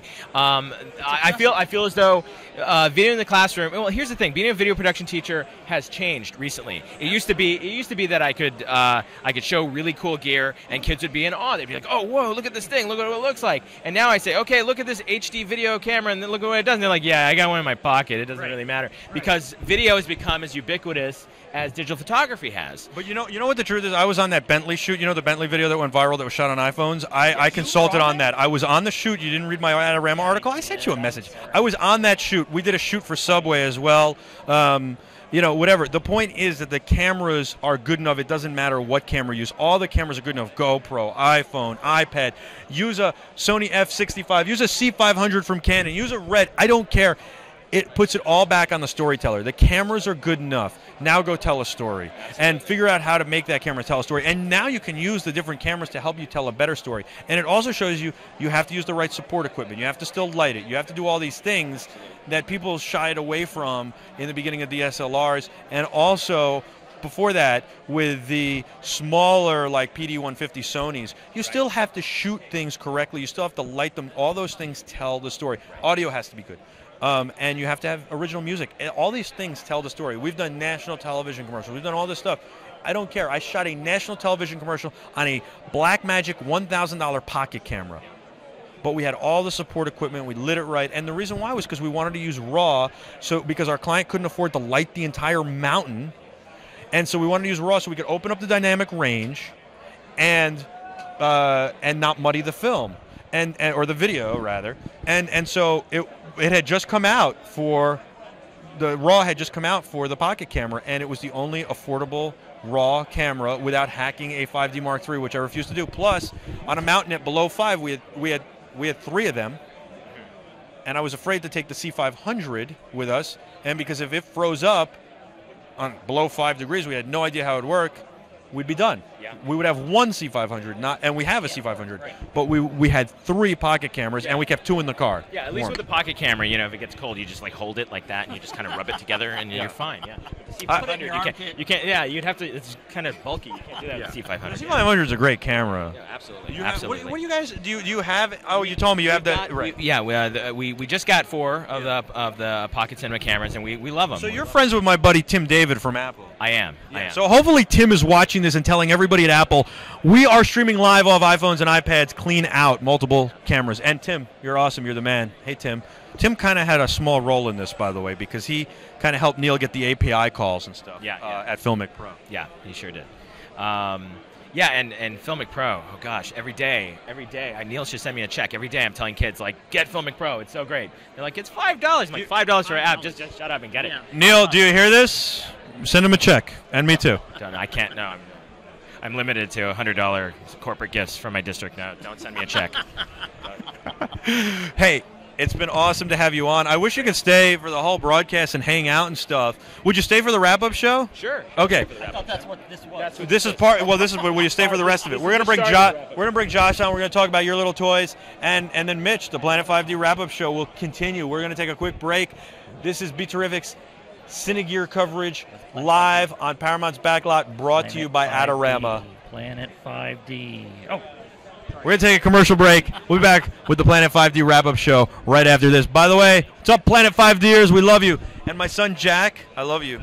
You're awesome. Hey, Jilly, love you too.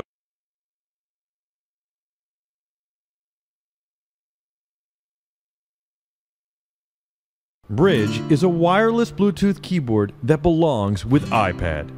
The iPad is a great tool, but to truly be able to leave your laptop behind, you need a keyboard. Bridge is a wireless Bluetooth keyboard for iPad. It has the same great aluminum fit and finish as your laptop, a terrific clamped clamshell laptop design, and a 10-hour battery. Onboard speakers are optional, but Bridge is not.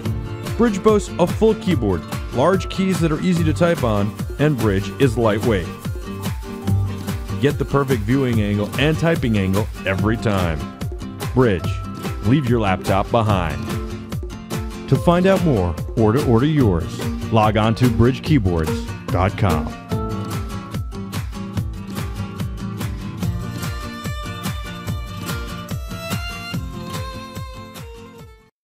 Stop the pain. Stop the struggle. Other backpacks cause injury by encouraging improper use and improper posture. They're unbalanced and unsafe. Airback is the solution. Should've got an airbag. Airback's patented air support system makes it the most comfortable backpack in the world. Airback improves posture and spinal alignment. If it's not on your back, it can't hurt your back. Airback provides shock absorption and adjusts to fit any body type. It's a stylish solution that protects you and what you carry, like your laptop and other costly electronics. Airback makes you feel like you're carrying half the weight. Our unique air support system takes the weight off the back and helps prevent back injuries. Relax as be natural. And especially with her, you can notice how nice and straight she is. And also it's shock absorbent in case you're running for the bus or the airport. Now what I'm gonna do while it's on your back, I'm gonna take the air out, and then you'll feel what it's like to wear a regular backpack without the air system. So I'm just gonna take it out while it's on you.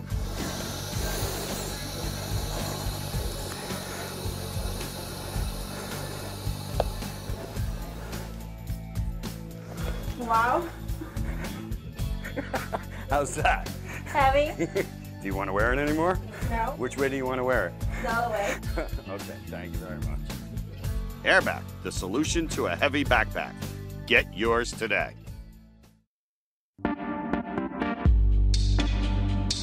Mushroom Networks is an 8-year-old company based in San Diego. We have pioneered a technology called broadband bonding. As publishers, we're working with large image and video files all the time. We need a high-speed connection that allows us to deliver this content quickly. We're also looking for power and reliability.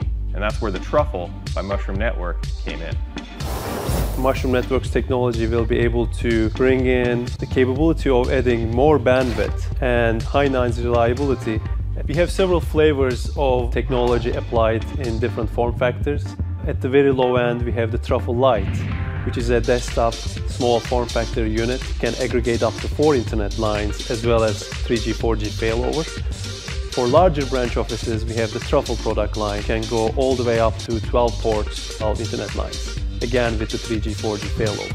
If your application is completely based on mobile and portable, we have the Portabella unit, which is a small form factor that can be carried around and powered by a battery. By deploying a Truffle, we were able to combine a T1 with 2 business DSL lines to give us the speed that we needed. We build our products based on a simple premise, and that is providing the best end user experience over the internet for our clients.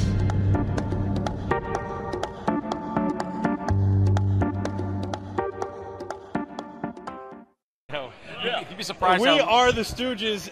This is the Planet 5D wrap-up show. It is Cine Gear Live 2014 on Be Terrific, presented by Adorama. BridgeKeyboards.com.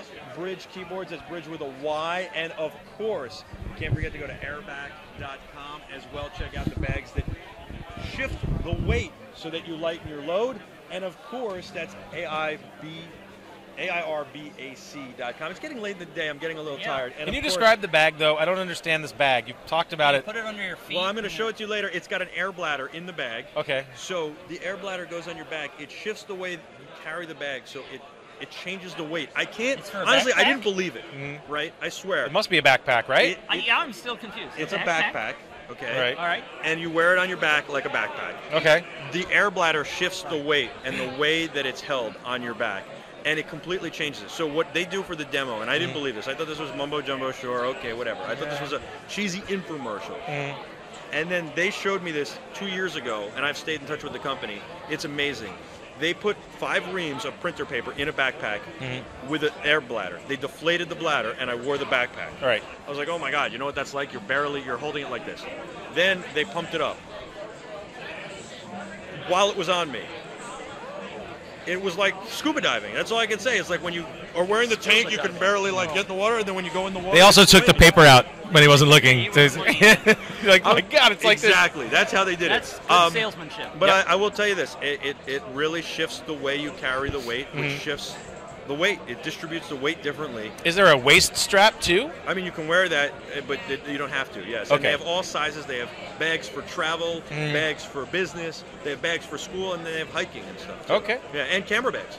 There you go. Yeah. Bags for everything. Airback. The question that I have, maybe you do too, is how can we get free ones? That's samples. If Michael's gotten one, we can probably hook that up. I'm going to talk to the folks at Airback, see if you guys can support Airback, and then help spread They're the getting word. more angry by the minute.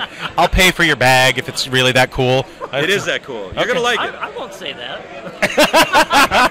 All right. He wants 2 free ones. I'll buy one and I'll return it. So this is Mitch, Planet 5D. He's Planet Mitch, the Planet 5D wrap-up show. Hey, Planet 5D'ers, thanks for watching. You guys are awesome. And this is Josh Apter. You've known him and seen him all day long. He's the guy from the Padcaster. He was in a major commercial or not. I don't know. Might be under NDA. Actually, I can say it. You can't. I wasn't not in it. You weren't not in it. Yes. Are you talking about the Apple commercial? Yep. I thought everybody knew you were in it. Well, he is in it. Is it a new one? You can say that now because it says on the back of New York Magazine, Josh Apter in the ad. Documentary filmmaker Josh Apter. Yes. Yes, documentary filmmaker. So you can now I'm just a filmmaker. I'd like to say for the record, I just make them all shapes and sizes. Some true, some false. You were there with the Padcaster. The Padcaster is the amazing thing that we have here on display that holds the iPad Air, iPad, and iPad Mini. Yep. and you can mount all sorts of things around the frame. We've got one back here somewhere floating around doing live. Oh, there's our tricked out one. That thing's got more junk on it at this point. I know. It's like a garage sale on a monopod. Let's get it over here. You want to bring it over here? Hollywood High School kids over here. Come on, This is, Hollywood High, rockin'. Yeah. And this is Ashley. Ashley's awesome. How you Ashley, doing? she's tired and hungry. Don't even ask her. She wants a burger. We've got a Marshall wireless transmitter here transmitting back to you guys. We've got an Atomos Ninja on here, and that's a monitor. And then we've got That's a power supply because the batteries are dying. supply because the battery is dying. And you can screw all this in to your wonderful Padcaster, and you can put a lens on, and then you flip it around to the back, and you can see how it holds your iPad with cable management. Yep, there's your. Well, it had cable management earlier, but then we got lazy. But you can still see what you're doing, and you can see that guy, Craig Blair from Canon Rumors Limited. I used to go to your site every single day to find out what was going on with you, what was going on with Nikon, back when Nikon actually threatened to compete with you. I'm sorry, Nikon, you just never stepped up. So this is Canon Rumors, and this is Planet 5D. Do you guys like each other? Is there like a feud? You guys We're buddies. We had lunch today. Oh, well, come on. All right, thank you so much, Ashley. Are you having fun? Yes. You are. You learning a lot? Yes. All right, Hollywood High School. Send your checks, your donations, Hollywood High School. And make them out to Ashley. Yes. Anyway, thank you. They're doing great. Look at that. None of them are coming back tomorrow, by the way. I've read Canon Rumors before. You were just hanging out back there, hoping you were going to get on their show. So, listen, I've got some friends at Canon, but I can't get the information out of them that you seem to get. So who's your contact? I can't tell you. Come on, name names, Craig. Come on. All right, so listen, what's going on in the world of Canon? There's not much right now, but I expect a lot to happen in July and August for Photopenia in September. And when you say you expect a lot, what are we talking about? Their newest thing that I saw was hold on one sec. Pete's trying to tell me something, and I can't tell. What are you saying, Pete? He can't hear my mic. So here, we're gonna switch. Actually, now I got the short cable. Anyway, so come on in because you're a tall guy. So what I was saying is we're talking about Canon Rumors, and you guys don't compete here with Canon Rumors at all, so that's interesting, and I like that of Planet 5D and Canon Rumors. I know people at Canon, they don't give me nearly as much information, even off the record, as you get, and you won't tell me how you get it. So you said you expect to get – he's not telling you who his sources are. Oh, he's told me. You expect that they will be doing something big. What is that? It'll be something to replace the 7D. Really? So whether it's called 7D Mark II or something else, you'll have to wait and see. Is but it going to be 4K? No. When are they going to come out with a 4K affordable camera, or when are they going to drop the price on the 1DC? They already dropped the price on the 1DC. No, when are they going to really drop it? Come on. Well, $2,000 wasn't bad. Never. I think it'll just fade away. So then they're not going to have a 4K camera to compete with Blackmagic, GH4, the Sony AS7, any of these things? No, I don't think they need one right now either. I don't think they do either, but that's me. Okay. All right. And weigh in, but no one can hear me. I don't. I with these guys, considering what Magic Lantern makes that Mark III do, and HDMI out, that camera's got. I mean, saw how long the Mark II was out. Right. I mean, this thing's, You know, it's interesting. I do find that in my mind, the two main photo DSLR camera companies don't move fast. Is that true? Nikon and Canon, they take their time. They don't seem to care what other people are doing. It doesn't change their game plan. No, they let other companies figure out the market. Yeah. And if there's a market to sell a volume of stuff, then they'll make something to sell a volume of stuff, because as soon as they step in, they will sell a volume. How'd you start Canon Rumors? As a joke. I was... I mean, that's hilarious. It was a joke. I saw a site that was doing rumors, but they hadn't registered the domain, so I registered the domain, and I just started doing them. I was like... But did you make them up at first, or I mean... No, I didn't. I was just aggregating what other guys were posting, and it just Okay. sort of grew from there. All right. And now you get rumors. Now I get rumors. Do you go to his site? Do you go to Planet 5D? I do go to Planet 5D. I pay him in order to do that. I love Planet 5D. I do. I go great there site. all the time. I think that they got great information, great news. You know. Do you go to Planet 5D? Is my mic back on, Peter? You can just hold it and find out. I have a very interesting tweeting relationship with Planet 5D, both as a school and as the Padcaster guy. I'm two-fisting these right now. No, that's very nice. It's like a drinking game here. You've now got two. I put it in a hat, and you get a straw that goes, and we have 3. Peter, does this one work yet? No? He said it's not happening. Okay, we'll just throw that to the ground. Don't throw it. Yeah, drop it. We'll figure that out later. So, what did you see here today that you thought was amazing? Yeah, he wanted to be on camera, but he keeps backing off. It's because you're so abusive. Man, I saw something cool. I just can't remember the name of the company. Oh, all right, great. So, Well, what did you he's see? got my disease. I just saw some guy walking around with the weirdest little rig. He had a movie attached to a backpack with 2 straps over it. That's exactly what that was. I know exactly what you're talking about. No, it was a different one. It was a weird, like, it was an old man with what looked like. Oh, I saw that. It looked like a gun. Yes, that was really strange. I saw that too. Yeah. That was, it looked like a pocket camera on some kind of gun stock barrel. How about you, Mitch? What did you see? You always find interesting stuff. I knew you were going to ask me that question. And he wasn't prepared for it. And he knew 3 weeks ago I was going to ask you this question. And frankly, I've just been talking to people again. And by the way, I did have to find the bathrooms, and never mind. We won't go there This goes back again. to NAB, by the way. This guy, I go, what was most interesting? I don't know. I had to find the bathroom. Oh, they have a new bathroom. That's what it was. The new I said, bathroom, Mitch, yes.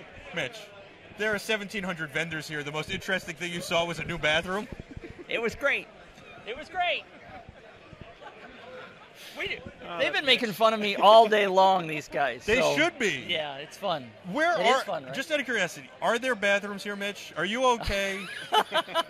I did find one, yes. And where is Barry? I talked to this guy on the phone. He disappeared. I don't know. He was with you a little while ago. We got to get Barry over here. I want to Barry meet the Hair. Barry the Where Hair. is All right. Barry the Hair? What did you think of Cine Gear? Is this your first time here? No, I came as Manhattan at a Okay. workshop a few years ago. I did a panel with Kevin Tent and Jay.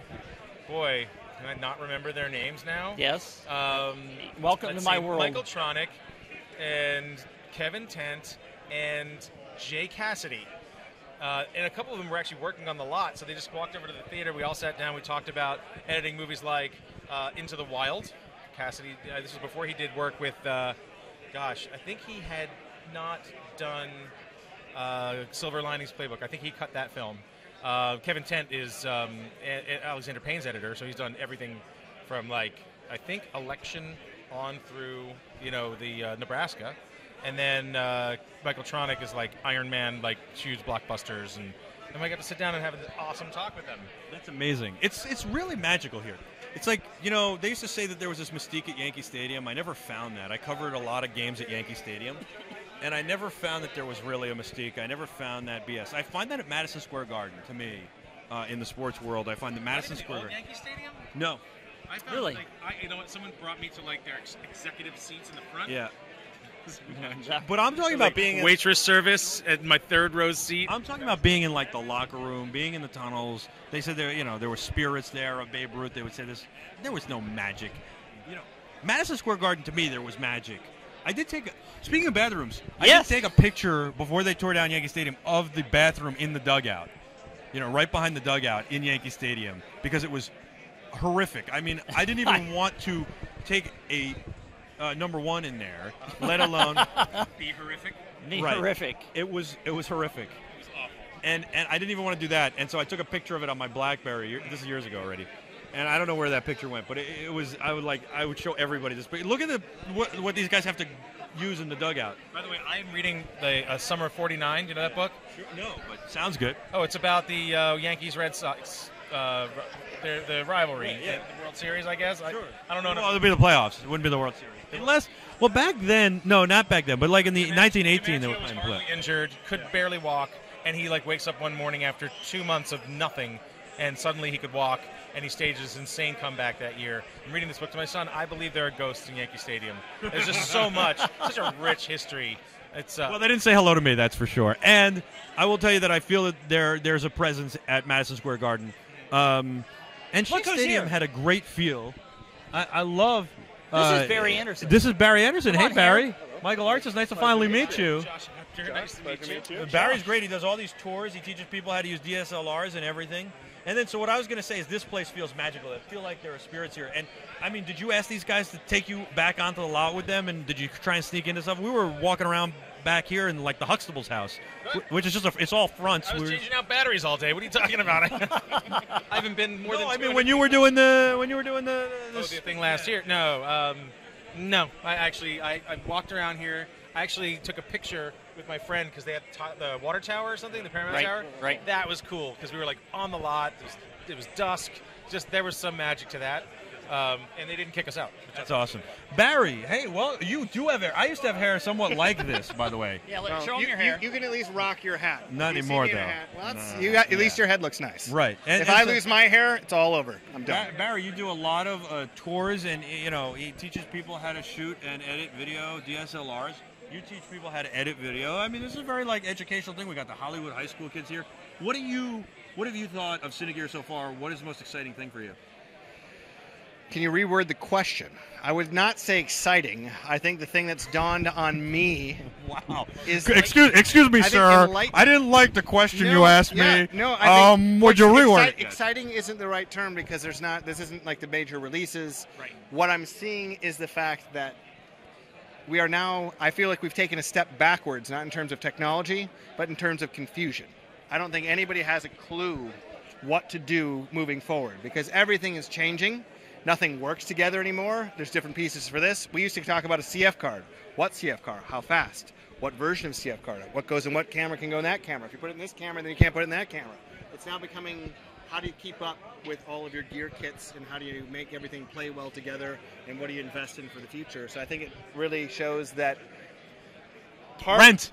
Well, I think you got to stay informed because I think everything's moving so fast. There's so many great things out there, but if you aren't aware of it when you get out using a new piece of equipment, suddenly it doesn't work the way you thought it did because something's changed that you didn't know about. Well, you really do have to know everything. It's so true. Here is that Movi rig I was talking about coming down the pike. See, that's what you need. But there was a double Movi rig like this. This is a knockoff. There was a real Movi. Did you see the little robot that was running around here too on the ground? That's amazing. But I think Guardian 5 is alive. I think you're right.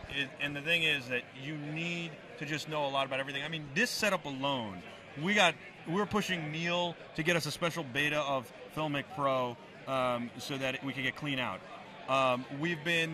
Look at how many cables we have. And you know how many boxes the live out doesn't work with and does work with this and then you have to push 18 different buttons to get it to work with that one. And then, if you hit it's like cheating on the old video games, like right, left, A, B, select, start, down, right, to get this stuff to work. And we've got it to work, and it's amazing, nothing short of a miracle. But also, this is kind of where I see it all going.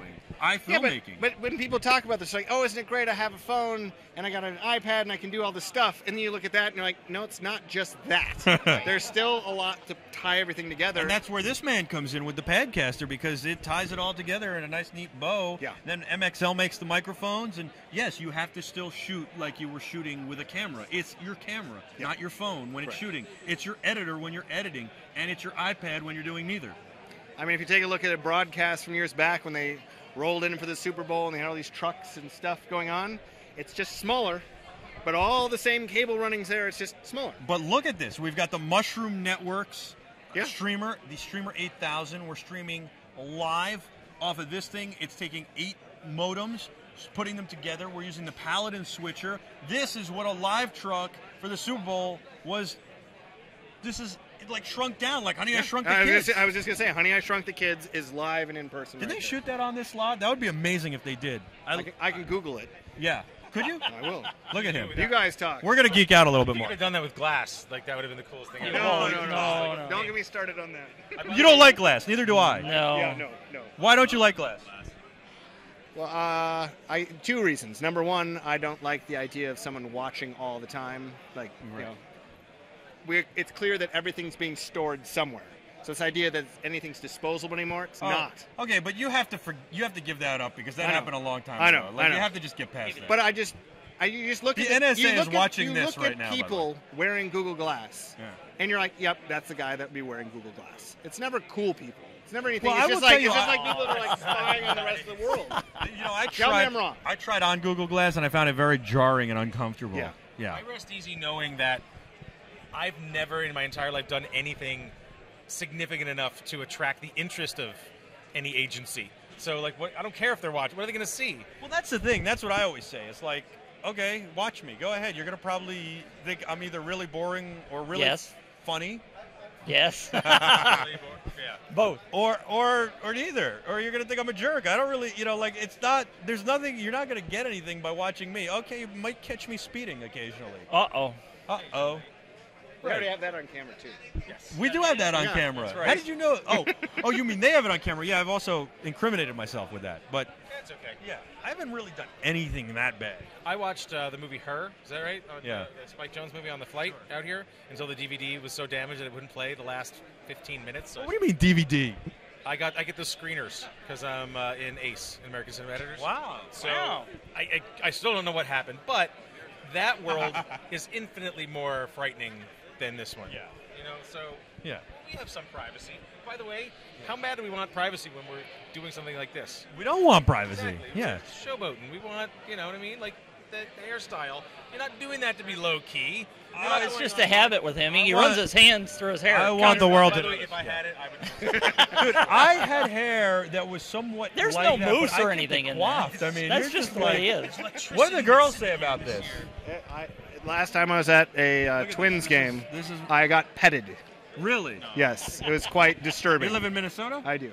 Minnesota, eh? And I just found out that Honey, I Shrunk the Kids was shot in a studio in Mexico. Mexico? Mexico. They were outsourcing back then? Before the runaway production became a household term. But yeah. Wow. Is that what they had to go there to shrink Of the course kids? it is. It's based on Wikipedia, so I always have an asterisk. But it says, I don't asterisk. even know how to pronounce the name, but some studio in Mexico City at the end of 1988. Wow. Well, I'm not I think- allowed to say that, am I? What? What I just said.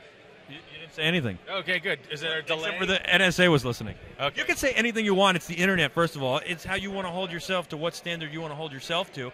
I think people should be themselves. Let's not pretend that on camera I say this word and on camera I say that word. Right. I mean, let's just be who we are. And it's interesting. You met He's Darryl not Reed. He's a good friend of opinionated mine, at all. football player. When we started doing some stuff together on camera, he, should I be like this or be like that? To me, you should be yourself. If he was working for Fox, they'd send him to school and tell him, hello, I'm Darryl Reed. Thanks for joining us. Look, is that really who his friends want to watch? Is that who his friends are relating to? Is that the people who want to watch him, want to see this fake guy who then gets off camera and is like, what's up, baby? How you doing? No. So let's have Darryl Reed be Darryl Reed. Let's have Michael Artsis be Michael Artsis, and let's have Josh Apter be Josh Apter. And I don't care what you say. No. And as far as bleeping it out, no delay. No. Okay. But nobody heard you because of the mic. You don't have a mic. Sure, I don't So have a mic, so that's fine. yeah. That's fine. Did he swear? Except for the NSA. I said a bad word. I hope you And didn't I- have anything good in there. He I just hope broke. that we heard that scream on camera. We should isolate that. Yep, Play that back. that should be a button that we can hit in the future things. That's For going to replace the That's- Wilhelm scream. yeah. Yes. That was unbelievable, bitch. I get it. What was that? That was... No, I know what happened. He tripped over a bag. Barry has a bag here. Probably some cool gear in it you just broke. But literally, what was that scream? Oh, You no. sound like a girl. I did. It's not like I planned it. It just came out, okay? Do you have something you want to tell us, bitch? You taking no, some hormones? No. Which way to the weight room? All I'm right. fine, Michael. So I can't ask you what you think of Cine Gear because you just talk to people. That's right. What do you write on the live blog? That the podcast is coming up, not the podcast, the live cast is coming up and all that kind of good stuff. And I shot pictures of different booths and different people walking around. And Yeah, we've got a podcaster right here that's streaming us live. All right, so you said booths. Boots. Like, hey, my cousin Hey. Vinny. Hey, forget about it. We should shoot a movie. I want to should get go a to the shot of, like, Boots. me coming out of one of these buildings, be like, hey, and then be like, it's just Paramount Studios. Anyway, it's so crazy though. What you it is. It's all bizarre. make believe. No, it's not. It's all real. So you just need to go over about 3 or 4 alleys that way. Yeah. And then you can just hop on one of their little go-karts and you can just go down and pretend like you're actually shooting, because there's Ooh, I've actually got shooting going on. So I've got an iPhone Movi. Can we grab one of their? You guys want to have some fun tonight? Do you guys want to like just hide out here, hide in this building until, and Going then to bed. and then we can shoot with the Have you Movi seen, like. have you seen their guards here at night? Yeah. Okay. It's not happening. Well, you just told me to steal the golf cart. No, I thought you go over there and you find a spot that maybe you could shoot something where it's not all this. And I if- wasn't saying camp out overnight, get arrested, put in jail. And if this were Minority Report, and the NSA is listening like they do a Minority Report, guess what? I'd be arrested right now just for the thought. no, Does that mean we don't because have to work tomorrow? Awesome. All right. Thought police. Anyway, so what you didn't like anything here because you didn't see I anything. thought the little robot was cool. It's on little wheels and it's running around and it's radio controlled and they're shooting video with it. Okay. I haven't seen one of those before. I like this. Camera mounted to a motorcycle sort of gets my vote. Yeah, they've got the Porsche Cayenne over there with a crazy crane on it. I want to see that. We're supposed to interview them. I want to get them on tomorrow. That's Stable Arm. There was a rig over there with 6 red cameras. Can I just point out one thing that's amazing? Look how many people we have around the Padcaster. They have a Cayenne, a Porsche Cayenne with a crane on it, and there are 10 people constantly around the Padcaster. This guy could sell. We should just open a trunk right here and start selling them. Or take donations. Yeah. I mean, this is unbelievable. Seriously, do you have to pinch yourself? Literally, again, there is a Cayenne Porsche with a camera crane and a jib arm and all this stuff. Canon is behind us with $25,000 cameras, and we have a crowd around a Padcaster. Well, not anymore. They all left. Well, that's because they got upset that I was talking. I know. No, honestly, people don't know what they haven't seen it before. So and it is tremendous. It's a great product. Well, thank you very much. I believe in it, obviously, or I wouldn't be blowing all my money making more of them. Do you make a lot with it? Everybody thinks you're rich now. Are you buying a yacht, or is it getting there? I'm turning around because we're. Hasn't he been on Sharks? These Shark Tank jeans were specially designed. They were custom tailored to be ripped. They're custom tailored to be ripped. They're worn out. Extra money for that. No, we're a 2-year-old company. We're, we're. I understand this. I know this. We're friends. We've become friends, and I just want people people think Mitch is. He does well. He does very nicely for himself. Feeding my family. Yes. He's feeding his family, but he's not. Steve Jobs wealthy or Bill Gates wealthy. Barry is. That's why he's got the hair like this. Yeah. But I just want people to know that you work hard, and you work hard on getting everyone out there, and you have to invest in it. Got to do it all. It's a full-time job on top of the full-time job I already have. And it is a great product. Obviously, it's super cool, and it's a great filmmaking. Well, thank you very much. I do see a Shark Tank episode coming up. They scare me. I don't like those guys. I'll go in there with you. I would not want to do business I'll do with the them. talking. Oh, you're gonna let him do the talking on Shark Tank? You prepped me ahead of time. It's widely known that you go on the show, then the network automatically takes 7%, right? Oh yeah. Okay, so I would do it for the advertising based on to get all these eyes on your product. Yep. And then I would definitely turn down. I would kill the deal because I don't want to work with those guys because they freak me out. And then I would basically give the 7% away for the marketing. I think now that you told them that was the plan, I don't think they're going to let you in. I don't think they're watching. No, I don't think they're watching. Yeah, I don't know if that was a good plan though. I would say you never know. Well, we have a lot. I was told we have about 6 100 million people are watching the show. 150,000. That's awesome. No, on Shark Tank, 6 million. No, on our show. 6 million people watching this show? No, he's playing. Stop it. It's possible. 6 million people on Planet 5D could be watching right now. It's possible. And now none of them are watching. We love you, Planet 5D'ers. Anyway, thanks for joining us, Barry. Mitch, of course, this has been fun. This is, I think, It's over again? most fun rap. Let's do another 5 hours. Okay. Can we have those cushy things you were talking about before to sit on or something? What is he talking about? My feet hurt. Oh, you want an airbag to sit on? Yes. My feet hurt. Do you know how I now know Mitch? I know Mitch Ease. I know Mitch Ease. Decipher what he's saying. 2 whoopee cushions for you just to stand on. I know Mitch Ease. I basically just deciphered that to, you want to wear airbag bags on your feet. I don't know if you heard that airbag, but he'd like to have 2, 1 for each foot. Well, yeah. You should check out airbag.com. That's AIRBAC. It's perfect for carrying all your gear. Go there now. Go there right now. Airbag.com. Pick out your bag. Go to our other sponsors. Do you want to keep doing a show? We can keep doing this for it's 7:30. You want to keep doing it? Is it really that late? 7:20. You want to do another hour? No. Okay. I love this guy. He'll just keep right on going. I was playing. I'm tapped out. Look, Yeah, you just got here on a plane.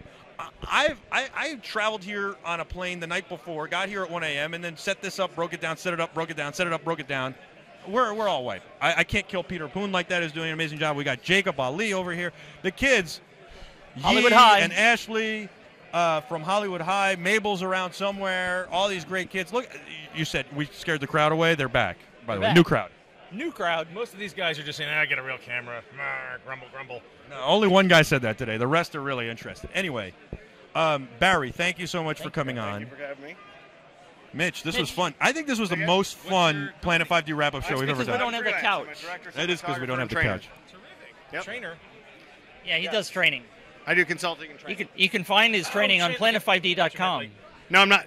You thought I was a bodybuilder. Wow, that's the best compliment I've ever had. Notice my reaction. Yeah, I to know. that. It's definitely the best Planet 5D wrap-up show. That was on camera, and I'm going to get that totally offline. I'm going to put it on show. It was the hair. I think he thought you were teaching people how to work their hair out. Show by planking. Let's plank for 20 seconds right here on the ground. I will probably fall in 3. So. All right. So you're a trainer and consultant. Director and a producer. Director and cinematographer. The training came about because people wanted to see what I was doing, and apparently people like seeing this is how it's done in the new world where we don't have 137 people and a budget of $5 million. We're doing it. Does anybody have big budgets anymore? Seriously, yes. Very few though. What the difference is people say there are people with big budgets, but they don't realize the production always is broke. Right. So you hear about a movie that cost $18 million, 17 of it went to the above the line talent. Right. Everything else down below is broke. Right. So you don't have big budgets where you actually get to spend a lot on production. You get to spend a lot of money on non-production, and then you get to have people yell at you that you're not professional. Well, yeah, it's funny because we have a lot of very big clients at my production company, major companies, and they all say, "Yeah, we don't have the budget to do this." And I'm like, and we're going to do it ourselves. I was just talking to somebody yesterday who told me that they're shooting a video for Facebook, a friend of mine, today, and they said Facebook told them they have no money. Oh yeah. And I was like, Facebook has no money. Facebook, the budget for Facebook was $4,000. Yeah. Thank you. $4,000 for Facebook. Yeah. And they don't have any more in their budget. I hear it all the time. Unbelievable. One of my big fans. I was lying, but it's really real. Yeah, well, what it is that's what they have. That's what they've budgeted. Anyway, this has been the most fun Planet 5D wrap-up show ever, I think, and it's because of the viewers. They watch, they participate, they're awesome. And you, Mitch, and me. Barry, and Josh. It's been fun. And by the way, Barry is my co-host on the Planet 5D podcast. Just Awesome. So you know. And the author of... And there's more. Author of the DSLR Filmmaker's Handbook, which you can find at planet5d.com/Barry. Goes straight to Amazon. Excellent. And we're going to do this again tomorrow. Not only the Planet 5D wrap-up show, but the whole shebang. We'll have a lot more great interviews for you here from Cine Gear on Be Terrific, presented by Adorama. And real quick, I just want to thank our amazing sponsors that have made this broadcast possible. But I want to ask you, please, go support the sponsors, because without your support, we don't do this and we don't bring you this great coverage, and we don't do it the next time. So go Amen. support them, and then we can do this again and keep this free and give you great coverage. So the first one is Adorama. Adorama is amazing. Go see Ben at the Adorama Superstore in New York City. Go shop on Adorama.com, and if you have used gear you want to sell or trade, go to Adorama.com/sell. Then you've got to go to Airback. Airback is an amazing company that makes a great backpack. All these guys, they're all top-notch. They all have great stuff. Airback is a great product that's going to help you. So go to Airback. Your back will thank you. You will thank me. I will thank Airback. It's as simple as that. It's like a Mobius group of gratitude. It's perfect. A lot of thinking going on there. AIRBAC.com. Then I want you to go to Bridge Keyboards. BridgeKeyboards.com. That's Bridge with a Y. I love this company. Bridge is the keyboard complement to your iPad. Bridge keyboard. It's awesome, isn't it? Yeah. I have one. I want one. I totally want one of those. You're definitely getting it. I'm totally snaking yours, and you're going to get another one because you get it for free. And they're currently on sale for $99. That's what I was going to say. $99 for this model, and the other models are even cheaper. But it basically... For Father's Day. I have one for my Mini, Here, by the way. it clamps not right a bridge. It clamps right in, so you can take your iPad and run with it, or then put it back in and have a full keyboard. So it's your laptop. It's like bringing your laptop. You can leave the laptop behind, finally. You've turned your iPad into a laptop. And they've got a lot of new exciting announcements coming up. But check it out and go to bridgekeyboards.com. All right. Yes. Then we also have to thank Mushroom Networks, because Mushroom Networks has made us stream here, the Mushroom Network streamer. So if you want to do a live broadcast like this, go to mushroomnetworks.com. And you know what? I got to tell you, S for We'll do a Mayor, live stream. because this thing works amazing, and it's going to take 8 modems and allow you to stream live to not only 1, but multiple CDNs. So we're on YouTube and Ustream right now, mushroomnetworks.com, and we'll have Mushroom Networks on tomorrow. Mushroom Networks is awesome, and also Paladin is awesome. We're using the Paladin switcher, allowing us to switch this very affordable, very robust switcher, paladin.com. Of course, Marshall, we've got to thank these guys. They've given us their booth. Hey, Marshall! Marshall, we love you! And we've got Scott and Bernie, of course, and all the great people here. We'll have them on again tomorrow, along with Perry and MXL mics. We're using the MXL mics to do this broadcast, and anything you want to do with iPhones and iPads, you got to use MXL mics. Of course, I got to thank Filmic Pro for getting us this beta firmware, and Neil and Josh, the Padcaster. It's amazing. ThePadcaster.com, or go to Adorama.com to buy it. Yeah, you can get them at exactly. You should get it at Adorama. We're crying out loud. Exactly. Yes. Thepadcaster.com or Adorama.com. Guys, thank you so much. You've all been great. Michael, anything you want to say before we wrap up today? Very nice to meet you. Thank you, Josh. Please go to plan5d.com and support this man. Check out the Superstore where you can buy a T-shirt just like this. I'm getting one of those tomorrow. Are they cut large? Yes. Okay, because I went to. You want to feel it? It's really soft. Awesome. Well, I went to. Wait, he wants you to feel his shirt. He's hugging Barry and he's screaming like. I tried to support Free Sound Network. You know that they have that great sort of like royalty-free sound effects and stuff. Right. You can buy a shirt to support them, and I bought a large, and it's cut like a medium, and so I don't look good that way. So. This is an extra large. So, but it's cut big enough. If I got a large, it wouldn't fit like a medium. You see, it fits me. I will tell you, I don't look good in T-shirts at all. I can't rock a T-shirt. I just look terrible. So I am impressed that either of you guys can rock a T-shirt. You got to go to Planet 5D and support it, because otherwise you won't have a great PSL artist. This man is my kids will starve. Please go to planet5d.com. I love that. I love it. You ever see the Robert Schimmel CD? He was a comedian, and it said, "If you buy this CD, I can buy this car." It's really awesome. But I'm so glad we're here. I'm so glad we're doing this. I'm so glad we're groundbreaking, and we're doing something we're pioneering. We're doing something that nobody else has done. We're pushing the limits. And it's amazing. We're doing this again on iOS devices. These are only cameras live out. There's somebody that you forgot to mention. Who was that? Michael Artsis with BeTerrific.com. Let's both say a word about Michael Artsis and Be Terrific. This man is crazy. He's insane. He basically did this whole thing. Yeah, he put it all together in 3 weeks. Peter should with be Peter. thanked also. He's yes, back Peter. there making Thank it happen. You, Peter. But the two of these guys said, hey, let's do this incredibly complicated thing that no one's ever done before and get all these people scheduled to do it. This was on, like, what, 3 weeks? Yeah. 3 weeks. Max? So hats off. Hold on. Hats off. Hats off to you for putting this together, inviting me to come along, because I really did want to get away from my family for a couple days. That's true. I mean, you live here, so you don't get to do that. No, right? I live in San Francisco. I just said I live in San Francisco. That's how tired I am. That's how carefully. He lives in St. Louis. St. Louis. Oh my God. San Francisco. That's not. I know. Close. It starts with an S. I was close. Yeah, you know, you get to be 57 and the brain doesn't work so well anymore. Really? But I'm anyway, there already. Michael is phenomenal. Check out Planet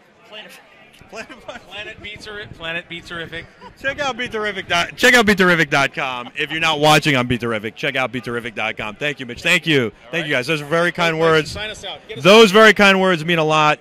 And thank you so much for watching. We hope you've enjoyed this coverage of Cine Gear. We'll bring you a lot more tomorrow. Great coverage from Cine Gear 2014 presented by Adorama. I'm Michael Artsis. Thanks to everybody participating, everybody helping out. Peter Poon, Jacob Ali, and all the folks at home watching. Jack, Jill, I love you both. What's up, Nikki? Thank you. Be terrific.